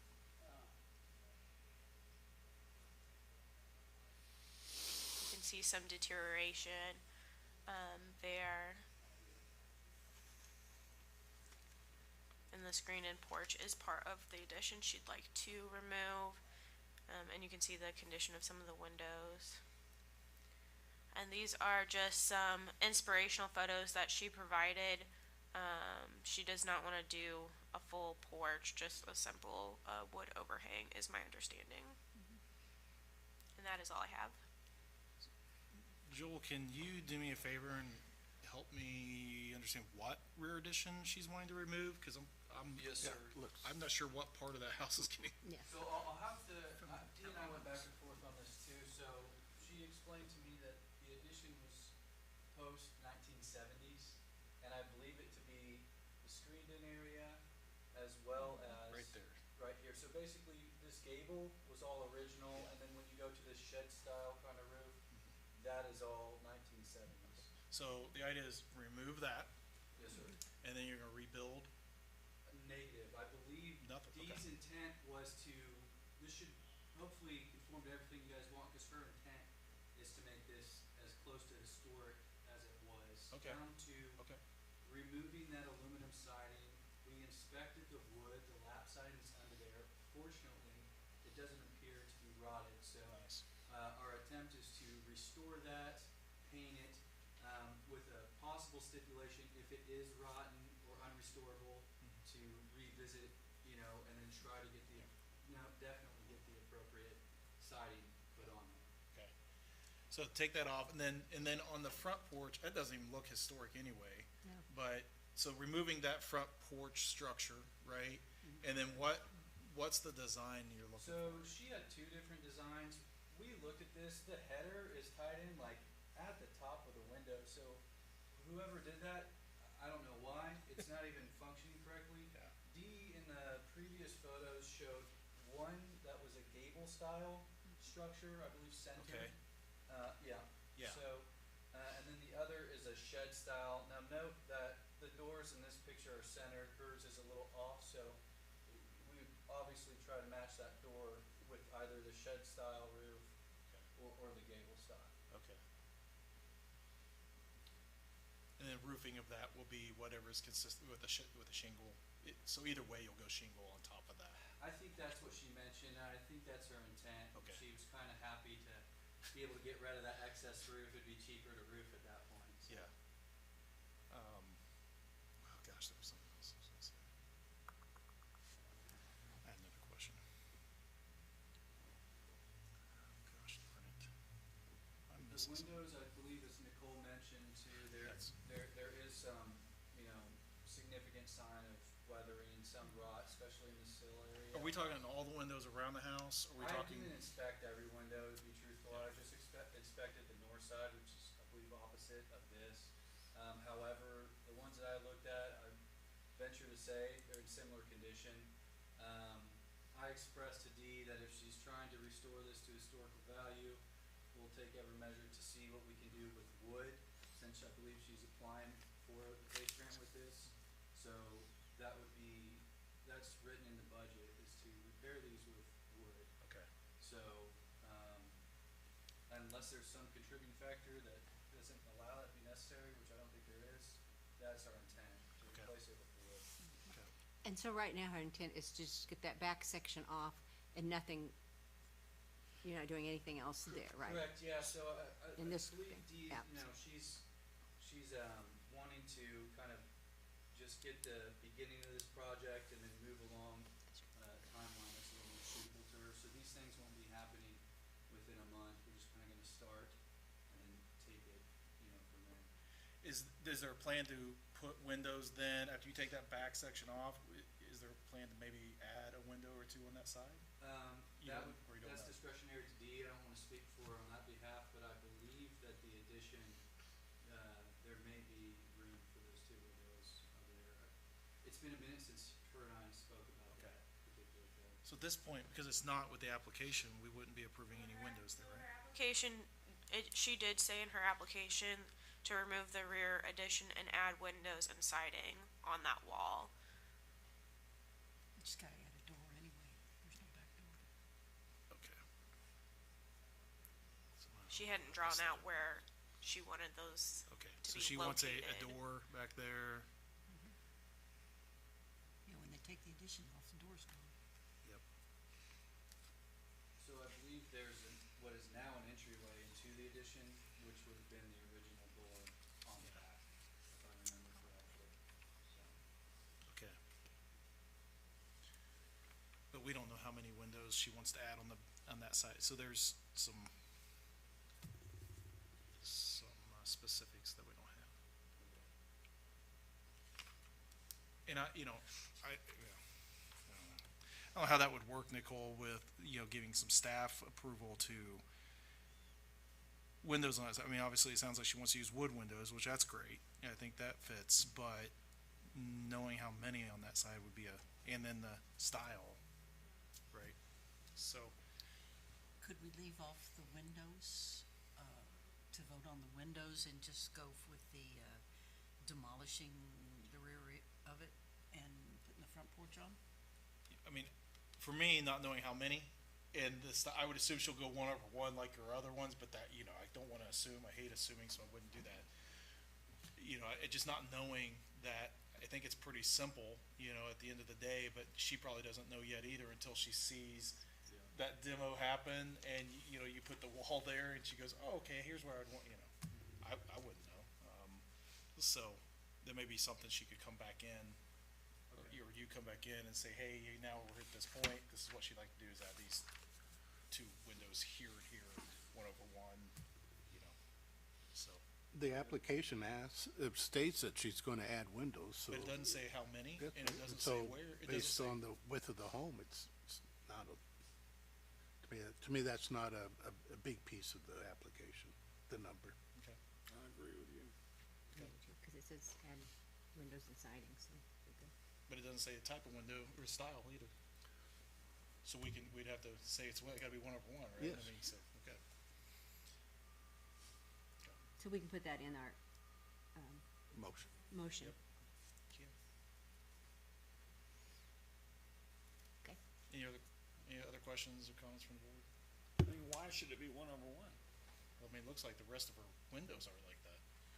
Okay, but I mean, 1/1s are not historic, though, you know, 1/1s were obviously added later. Sure, but the rest of the windows to be consistent with the rest of the windows on the home, unless she's gonna replace all of her windows, which I don't know if she's replacing all of them. Yeah. I didn't get that Right, no, indication. they're gonna see what kind of shape they're in. So But if this they're was staying circa 1/1. 1920, so maybe 1/1 was. It was circa 1920. Yeah. I mean, I would think that we would want it to be consistent. We wouldn't want them to be different styles, Okay, I guess I right? could put that in then. You know, so. It sounded like Dee really wanted just a nice, simple Yeah, house that was keeping that, so if there's a stipulation and that's the requirement to meet it, you know, we could either say, no, we can't do that, so we won't do the project, or yes, they agree, then. What was the, age of the, No, it's 1920. 1920, But okay. it's contributor. That would be 1/1. Yeah, that's what I think, that was common then, so. Any other questions, board? Way to smack him down. Any questions, comments from the audience? Stick with me. All right, hearing none. Let's see, Ken, you wanna take us through findings of fact? Sure. So, design guidelines, awning and canopies, 54 to 55.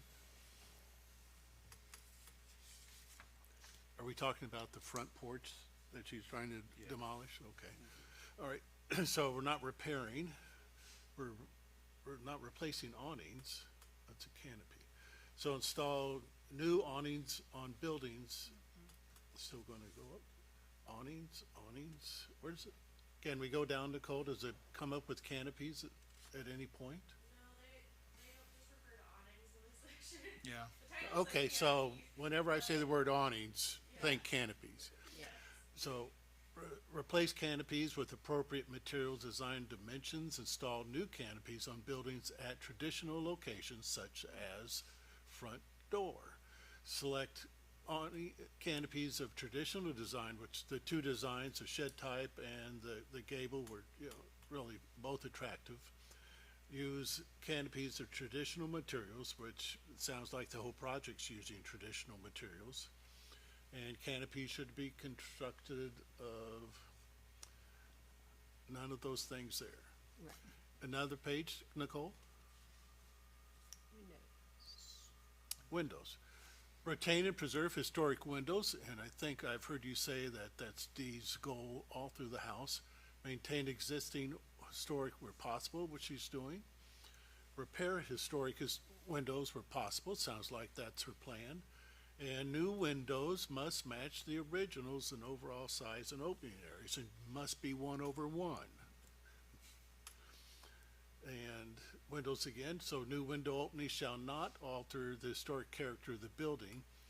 And this is at the rear of the house, and we haven't any idea where the openings are or what you're gonna do there, but it's the rear of the building, so I don't think that matters. Anything else? Yes, we have demolition. So choose demolition as a last resort. So I don't think it's a last resort, but the property owner, you know, everyone seems to believe this is a 1970s or later replacement on a 1920s home, so it's not original. Document the historic rescue resource prior to demolition, and so there's no reason to do that. And salvage architectural features, and I don't think there were any salvageable architectural features in the 70s. So, anything else, Nicole? That's it? And so I think it meets the guidelines. Owen, I agree for the same reasons. Carol Ann, I agree for the same reason. Sandy. I agree for the same reasons. And I too agree for the same reasons. I would say on the awnings, as long as you keep within the two styles that you presented to us. That's right. A canopy, awning, I mean, it's awning. And then just make sure Nicole's aware of which style you chose. I'm good with that. I just don't want to make it an open, like, you can choose any, canopy you want to go with, after we do this, so. Yes, sir. So with that, accept the motion. Based on the preceding findings of fact, I move that the Madison Historic District Board of Review grant a certificate of appropriateness to D. Comstock, being represented by Joel Storm, for the building at 302 Marine Street for the demolition of the rear addition and addition of wood windows and siding, demolition of the existing front porch, and adding a, canopy or awning, that matches the inspirational photos submitted with the application. Do we have a second? A second? Nicole? Owen McCall, Approve. Carol Ann Rogers, Approve. Ken McWilliams, Approve. Josh Wilbur, Approve? Sandy Palmer. Approved. Well, Joel, you'll get the, or actually Dee will get the COA in the mail, and of course you can begin construction as long as you got the proper building permits. And thank you very much, appreciate it. Great, thank you, ladies and gentlemen. Absolutely. Yep. Thank you. All right. Thank you. Next, application is 1003 East Street. Mr. Marshall, Brian Marshall, 201 Plum Street. you had to remember where you lived, didn't you? Yeah. All right, Nicole. This is a circa 1840 contributing federal. The COA request includes building a 13-foot by 26-foot addition on the rear of the property to replace the unsafe addition that was recently demolished. So we got a couple photos for you. This was post-fire, in which the building inspector deemed the rear two-story and single-story additions as unsafe and gave approval for their removal. The applicant would now like to build a single-story addition where that old addition used to be, with keeping the existing slab that was there. And I tried to make these as clear as possible. They're a little hard when they scanned, but there's you won't be able to see the addition from East Street unless you're at the corner, but standing face onto the building you won't see it. There's the west elevation, which would be from 421. South addition, which would be from Dowell Street. And then the north addition view. Brian, it looks like you're keeping the pitch of the roof in line, right? Does that look like it? Yeah. It was just a straight up, but we're going with a traditional gable back there. Okay, yeah. And is that going to be a living space? Yes. Thank you.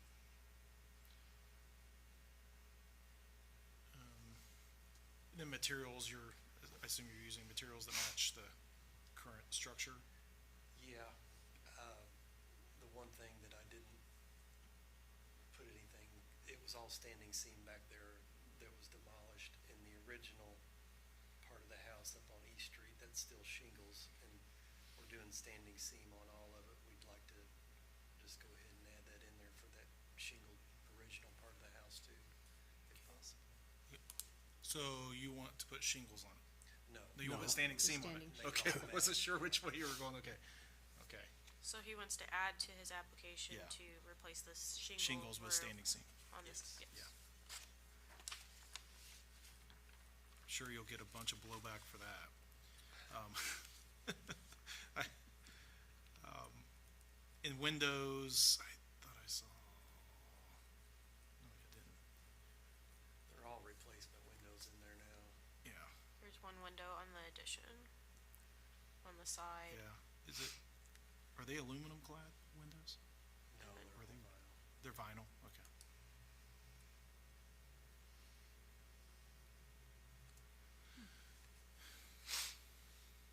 And Brian, I missed the material that you're, on the exterior of the addition is brick, or is it? No, it'll be siding, Okay. you know, whatever LP or smart siding, whatever they're calling it now. Okay.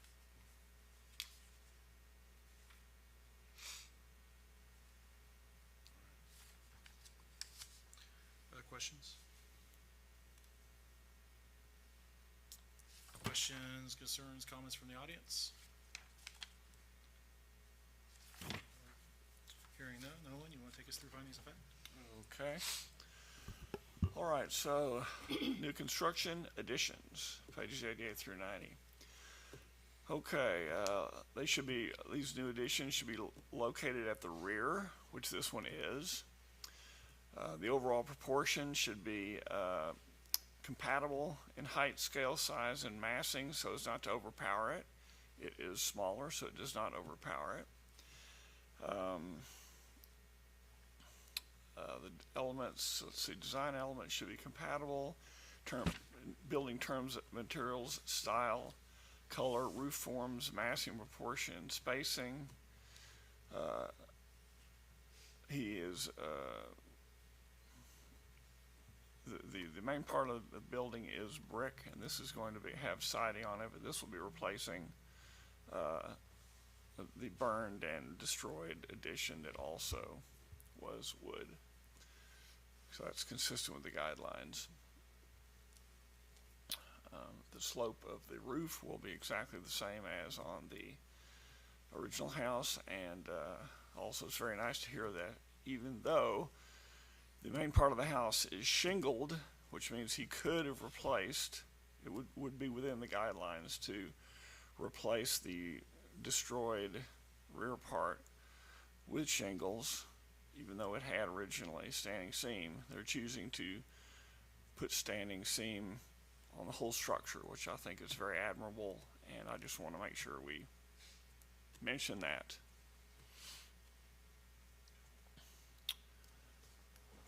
Okay, is there another page? Okay, the additions should be constructed so they can be removed from the original building in the future. This is the case here. Vinyl, aluminum, or pressed wood are not appropriate, but he's not talking about using that. He's going to use LP smart siding or equivalent. Wood windows are going to be used, which is approved materials. And roof lines in the new addition should be similar in form, pitch, and eave height, which this will be exactly the same. So that is within the guidelines. And what about the foundation?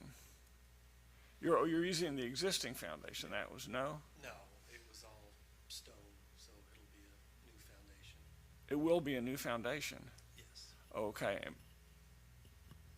So you're removing this, I mean, the stone foundation wasn't burned, was it? Well, part of the burned part was brick, and then the other half was vinyl siding. But the brick part, it just wasn't, I wanted to save that brick room off the back, but it was never attached to the original building. But tell me about the foundation in the back. What was there? When we took the brick room back off the foundation, it just wasn't savable. Was not savable. So, you're going with a poured concrete foundation? Yes. Okay, which is, would be very typical of any new addition. Okay. And so, that's certainly compatible with the existing foundation. So that meets the guidelines. Is that it? Another page? Okay, so given that, I feel that this proposal does meet the guidelines. Caroline, I agree. Sandy, I agree for the same reasons. Ken, I agree, same reasons. and I too agree for the same reasons. That will accept a motion. Based on the preceding findings of fact, I move that the Madison Historic District Board of Review grant a certificate of appropriateness to Brian Marshall for the proposed new rear addition located at 1003 East Street. Do you want us to say something about the roof real quick? Make sure you add that. Oh, that's a good idea. Yes, and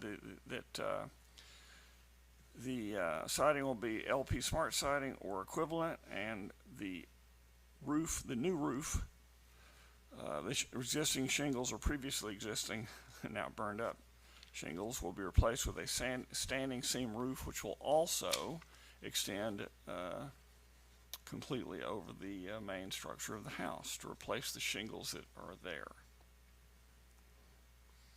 Do we have a second? I did, we cover windows. We, Uh, We did. we had talked about windows. I mean, he has vinyl windows that are in the house, they're in the home now that he's gonna use. Oh, I okay. thought somebody had said wood, and I thought I had written down Yes. vinyl, but that's my. Okay, so, yes, the windows will be vinyl to be consistent with the vinyl windows that already exist in the main part of the house. You're adding that to your Yes. motion, okay? Do we have a second now? I second. Nicole? Sandy Palmer, Approve. Josh Wilbur, Approve? Owen McCall, Approve. Carol Ann Rogers, Approve. Ken McWilliams. Approve. Brian, you'll get your COA in the mail. All right, thank you. Thank you, sir. All right, next application is for 906 East First Street. Come on up. Been here a long time. Yeah, I'm Chris Heights with Heights Sign Company. I'm representing Chad Gray with Riverboat Inn and Suites. Okay. Nicole? This is a circa 1970 non-contributing vernacular. The COA request is to replace an existing 110-inch by 114-inch sign with new illuminated sign of the same size. So this is existing sign. It's along or on the Vaughn Drive side, and this is the proposed new sign. And it's gonna be the same dimensions or right similar? Similar, yeah, it's not the same shade. Sure. I have a better photo of that. You guys Yeah, wanna I see hoped it? you did. Yeah, this,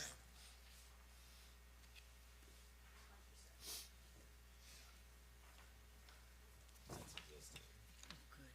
yeah, I know they, I mean, it's not exactly the same shape, so. sure, but you're similar saying, you're size. keeping similar size dimensions as much as Yes. possible with it, yeah, okay. And it's gonna be illuminated, so when you talk about Right, illuminating it, is it interior to the main part of that, and then it looks like you got bulbs that will be, on the arrow? Right, bulbs will be on the arrow, they'll have internal illumination, the other signs illuminated too, it's just externally illuminated, so, he just wanted to change that. So, I mean, the size is similar to what's there, and it kinda has to be of that size, cause it sits way back up on a hill. It's seen when you're coming across the bridge, so we just wanted to stick within the same parameters as what was there, so.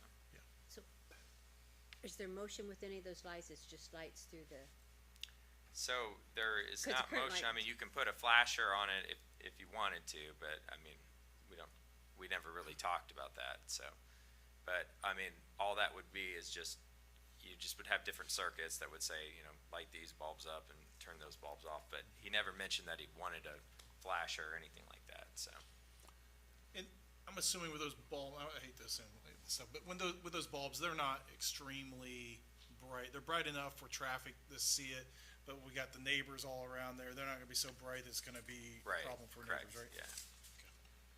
So, basically what he wanted to do is just, look for more of a vintage style, kind of, he's kind of remaking it into like a fifties boutique hotel style, and so something that's more, historical character, for it. Is it double-sided or just one side?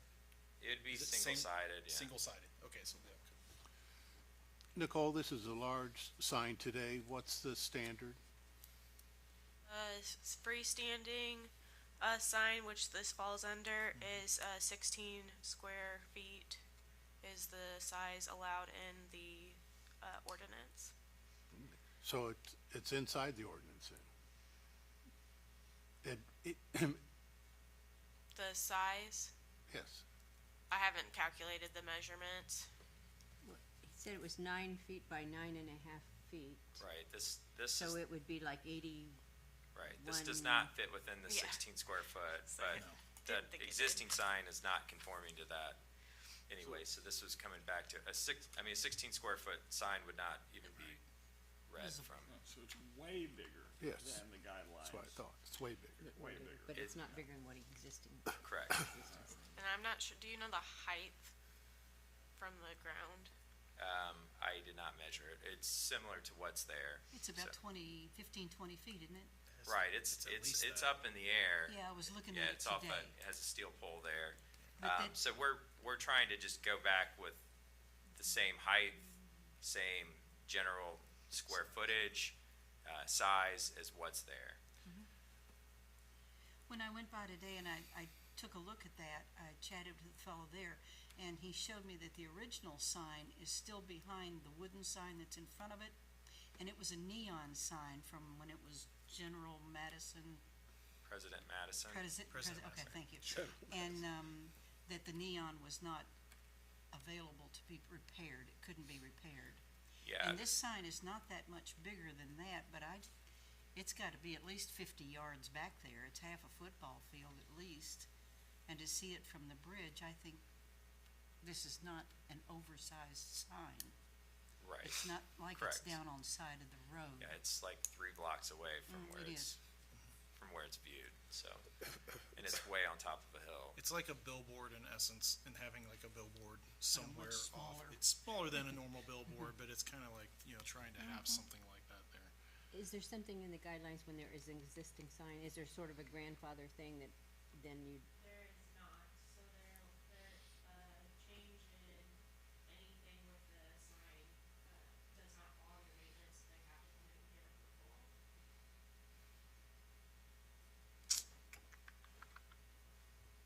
And so in addition to the spherical lights we see on the arrow, there will be lights inside that sign that will illuminate it from inside. There's a lot of different ways to make it, but yeah, we could make just the riverboat, lettering illuminate, or we could make the whole section illuminate, or we could make just the riverboat and the welcome, so. Well, I guess my question is, your proposal, is it for an internally lit sign or an externally lit sign? Internally lit sign, yes. Okay, Well, it's kinda both, cause you also have the lights that are on the arrow that are okay, external. right. Right. Well, I'm just, Yeah. it's Yeah, got I a little mean- bit of both. You got the internal of the riverboat inn and suites where it's gonna be on the inside of the, is it plastic, whatever you're using as the exterior, right? And then you got the arrow that, kinda that traditional fifties, But my understanding, if I'm remembering the guidelines right, I mean, we'll see them here in a second, I guess, is that unless it's a barber pole, internal illumination is not allowed. Right? it's not appropriate. Right, okay. For us. We can just talk about size. There's, We can just talk about size, not how it looks. And location. Okay. Any other questions from the board? Questions, concerns, comments from the audience? All right, Hearing none, Sandy, would you do the findings of fact on this one, please? Okay, signs, page 74 to 77, 16.1, use of traditional materials found in the district such as wood, metal for new signage. Plastic signs, flashing signs, or portable mobile signs are generally not allowed in the historic district.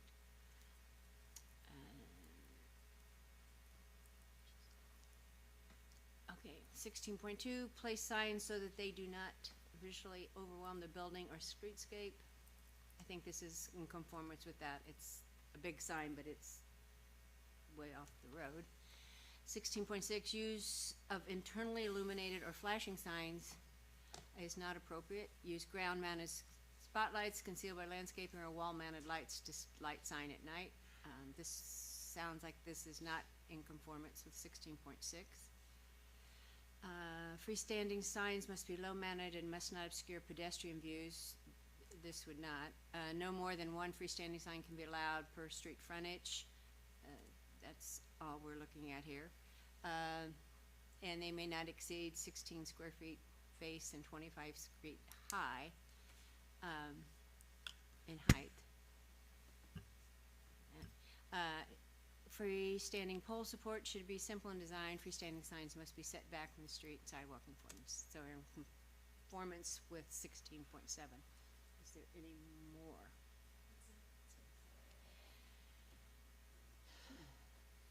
So based on these facts, with the way you've described the lighting of this sign, I would say that you're not in conformance with the guidelines. So we were talking about the arrow and the external illumination. There's a lot of elements here that could be done in that same way. So, I mean, the welcome could be they could be external to the main structure of the sign too. Like, you know, circles that are mounted on top of it, as well as the Riverboat Inn and Suites. Those could be individual letters mounted on top, so.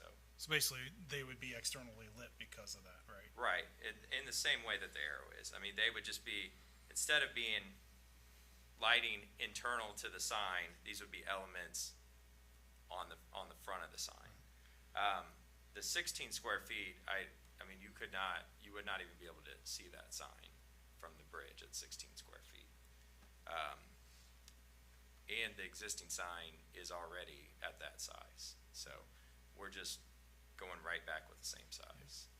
Do you feel comfortable changing that from internal lighting to external lighting? Do you feel comfortable making that change without so talking? I didn't fill out the application. Right. I actually didn't really know I was coming, but Chad has a flight that is not getting back till 9 p.m. tonight. Right. So, but we're gonna be the ones fabricating the sign. Right. So, I mean, we would be making it, the way that it would need to be made, I guess, for his approval.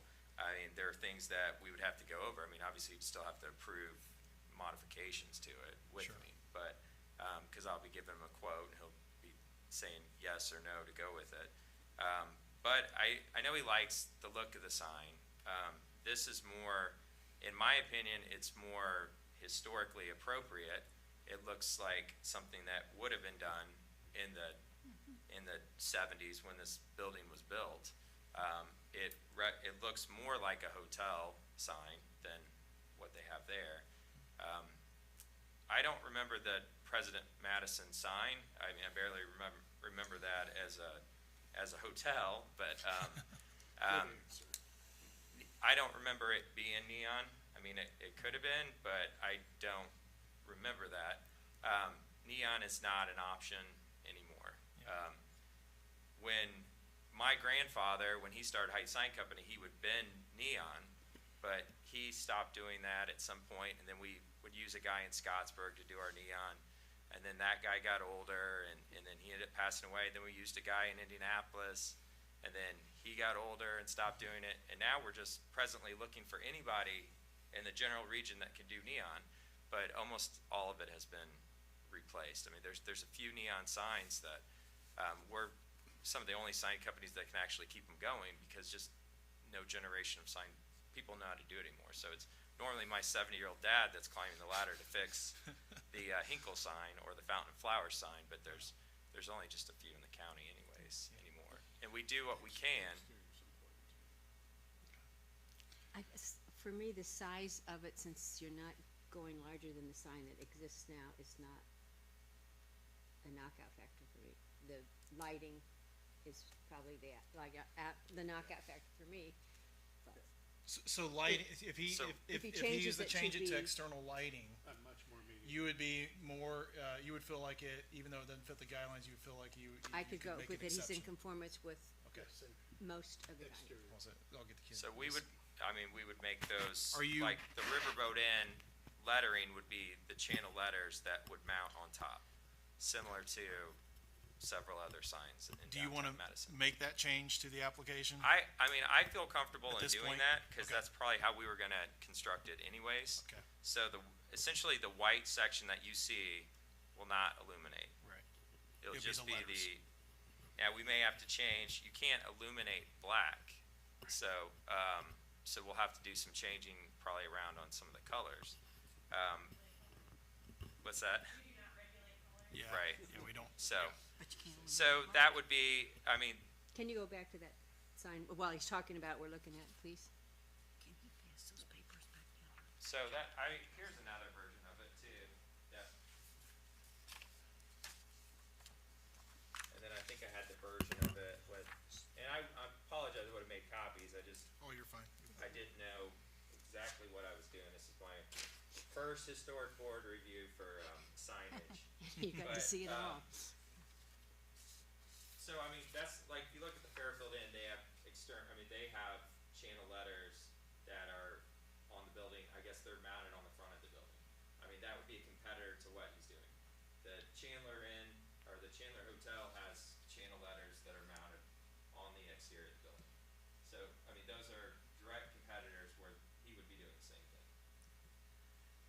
And I don't think the Chandler is externally lighted. I think they're internal to the actual letters. There are different regulations for freestanding versus on the building in the ordinance. It's not, so when staff reviews signs, we go off the ordinance. We don't necessarily go off the guidelines, cause it's stricter. Gotcha. So, So Chris, did you ask to change to exterior? Did you tell Nicole you would do? Yeah, if we're calling the exterior channel letters, that's what I would do for my lettering. The external channel letters, the external light bulbs, and then the base of the sign will all be the aluminum with which usually don't regulate the colors, so. yeah. I'm not sure I understand what you mean when you say external chain of letters. Channel letters, so we would fabricate a metal channel that would be mounted on the outside of the sign, and then that's what would illuminate So the lights would be internal to that metal to the channel. metal, yes. So that is internal illumination, it sounds to me like. Is it It- not? How is it external? Well, Here's Internal your to the- sign, there's your channel here. Oh, that a the channel lights- with the light shining up out of it? Is that what you yeah, mean? so, you can either have it as an open face channel without a face on the front of it, or, the lighting will be in that letter itself. It can't be on the outside of the letter. It has to be in the letter to direct the light. So it is inside the letter. It's inside the letter, but it won't be inside the cabinet. In the- It'll be very similar to like what they are doing for the Ohio Theater. I placed a bid on that renovation. It would be very similar to what they're doing. They're doing internal illumination on those channel letters.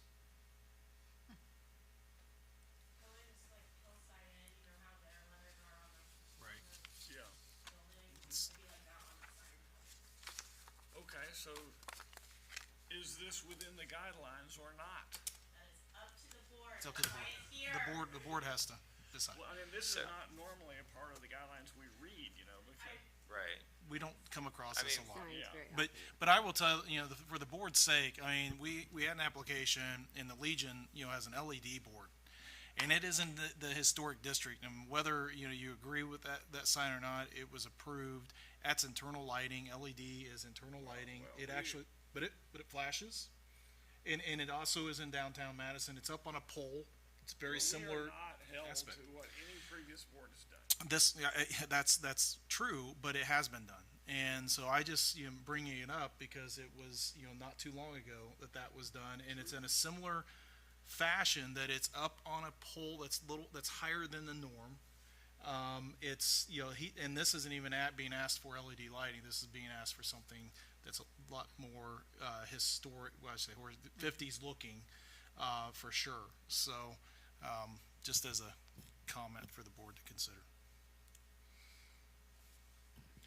So, Sandy, I go back to you again. So so he has mentioned that going with the channel letters on it rather than doing the internal illumination. Right, but I guess when I was thinking external lighting versus internal was that it's lighting outside shining on a light, like which is what I think the guidelines say. When you put the light bulb inside the channel, that's internal lighting to me. Okay. Even though we may have it elsewhere, that doesn't comply with the guidelines in my mind. So I did say that before, but I was thinking he was changing, the lighting was gonna be external Well, to I the mean, I was sign. trying to get the lighting onto the Right. we're gonna have the main structure of the sign, and then we would mount the letters on top of it and just illuminate those sections, in the same manner that has been done since the 1950s. The only difference is just we wouldn't be doing the neon anymore, but it would be done in the same way that it was done by family members of mine in the 1950s in the same style, which would be consistent with the build of the building, the year it was built, and consistent with the sign. Basically what we did is we Googled historic looking vintage signs, and then we just did it in a lot of different ways, and we kept coming up with the signs that looked similar to that, and that's the whole look, the vibe he wants to do at the hotel. I mean, he's trying to basically change the image of that place and make a successful business of it, and he thinks this is gonna allow for that. Okay. So, And I appreciate your saying, I'm saying is that our guidelines are not necessarily in line with Sure. that goal, I guess. Kim? Come to you. I'm truly don't make my mind. I guess so Sandy says it doesn't match the guidelines. That's probably true. It's just the location may be unique enough that I can support the motion. Owen? Okay, so technically the sign is way too big, but I think it is, since it is replacing a sign that was even bigger, and it is set way back from the street, it probably, to be functional at all, it needs to be larger than what the guidelines allow. yes.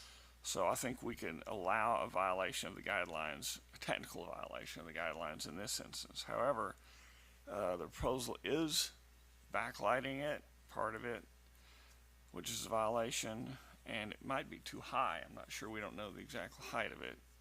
City ordinance is 30 feet. 25 feet. That's what our ordinance is. The city Yeah. ordinance is 30. And I can check the height. I don't know off the top of my head. I mean, it would be close to the 25, I would think. I don't, do you know, Nicole? I don't know why I asked. I would assume that it's pretty close. so It anyway, may that's not be close, exactly that. close anyway. If it's a It's- violation, it's probably not a egregious violation in height. Like the size of it, that. Right. So to It's me, on a it hillside, seems but like it's somebody hold accept. your measuring tape, but yeah. To me, it would seem it's acceptable to the guidelines, except for the backlighting, which I think is pretty clear. Carolyn? I absolutely love the sign. I think the vintage look is what that hotel needs. And for the visibility that it'll get and the distance back from the road, the height of it, I don't think you can get much better than that. And if you will compromise on the lighting, then I totally agree. Okay. you know, this is one of those where there's always the rarity that comes to play, you know, for historic guidelines and the city ordinances where you can't think of everything that might happen.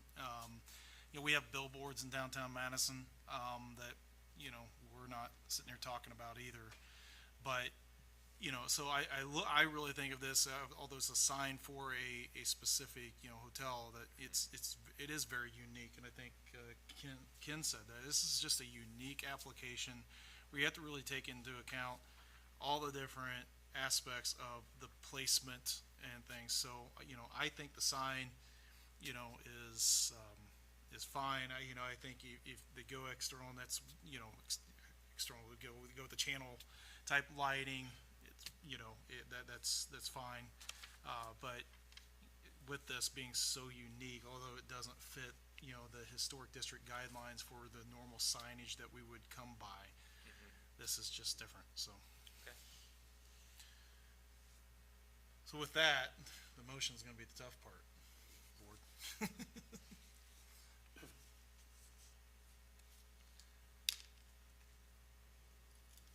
So, based upon the preceding findings of fact, I move that the Madison Historic District Board of Review grant a certificate of appropriateness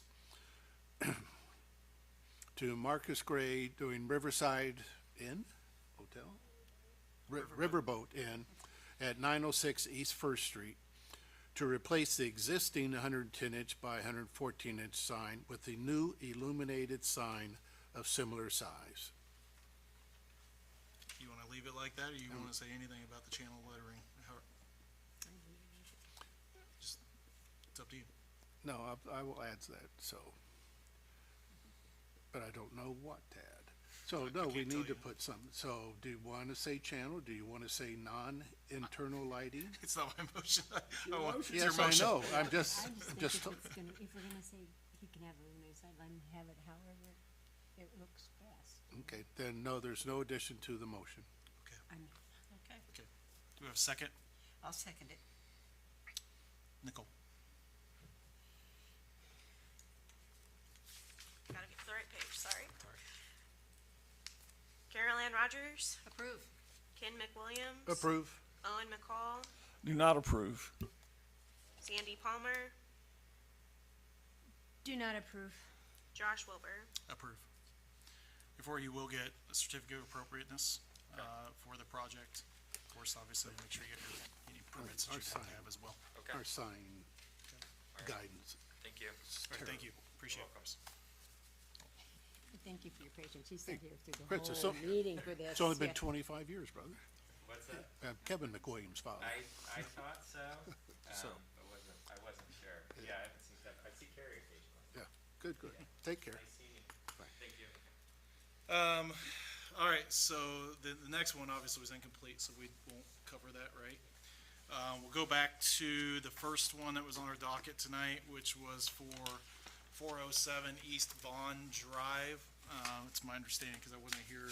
How many times do you get to come back? Yeah, to it? so, it's already been, moved, what, 3 times, is that right?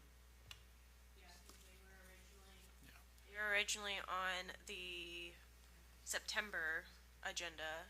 Yeah, and normally that's, you know, the board's given enough opportunities on the application, so, Staff Yeah. mailed them a letter telling them that if they did not attend this meeting, it would be withdrawn and they would have to reapply. so that being the case, do we need to make a motion on that at all? Okay, so. All right, with that, then we're at any new business, Nicole? I do not have any new business. Board, any new business? Old business? Okay. Staff report. Several staff reviewed applications, ranging in quite a bit from lighting, sidings, windows, a couple of signs. I'm happy to answer questions on any of those, but they all met the guidelines. The bottom one there, Nicole. So, at 125 Jefferson, so they weren't doing vinyl? No, they took off vinyl without approval. They were stopped by the building inspector. When I told him about it. Yep, they came in, us being a small office, more eyes in the field is great, so thank you for reporting that. So they came in, we did require them to provide photos of the existing wood siding, that's there now. Since they removed the vinyl, they weren't happy about that. But it is extensively rotted, and does need to be replaced, so that was approved today. The last one, is that your question? Yes.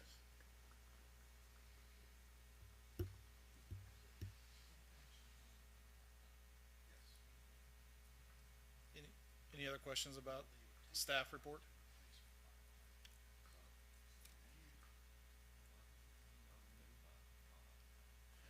All right, I don't think there's any other questions. Okay. So November was a short month. You only reviewed 3 applications last year. Only one of those was approved, which was the Crystal Beach Pool, which if you haven't been by there, I definitely recommend checking it out because it is still in progress, with the plans to be open for a season next year. Okay.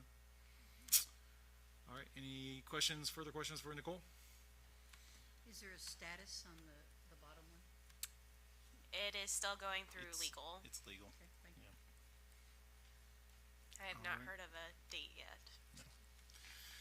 All right, there's nothing more. I'll accept a motion to adjourn. I so move. All right, all in favor, oh, do we have a second? Do we have a second? I need a second first. Second. All right, all in favor, say aye. Aye. Excellent. I will just remind you all that the next meeting is December 18th at 5:30. It's the third Monday, not the fourth Monday.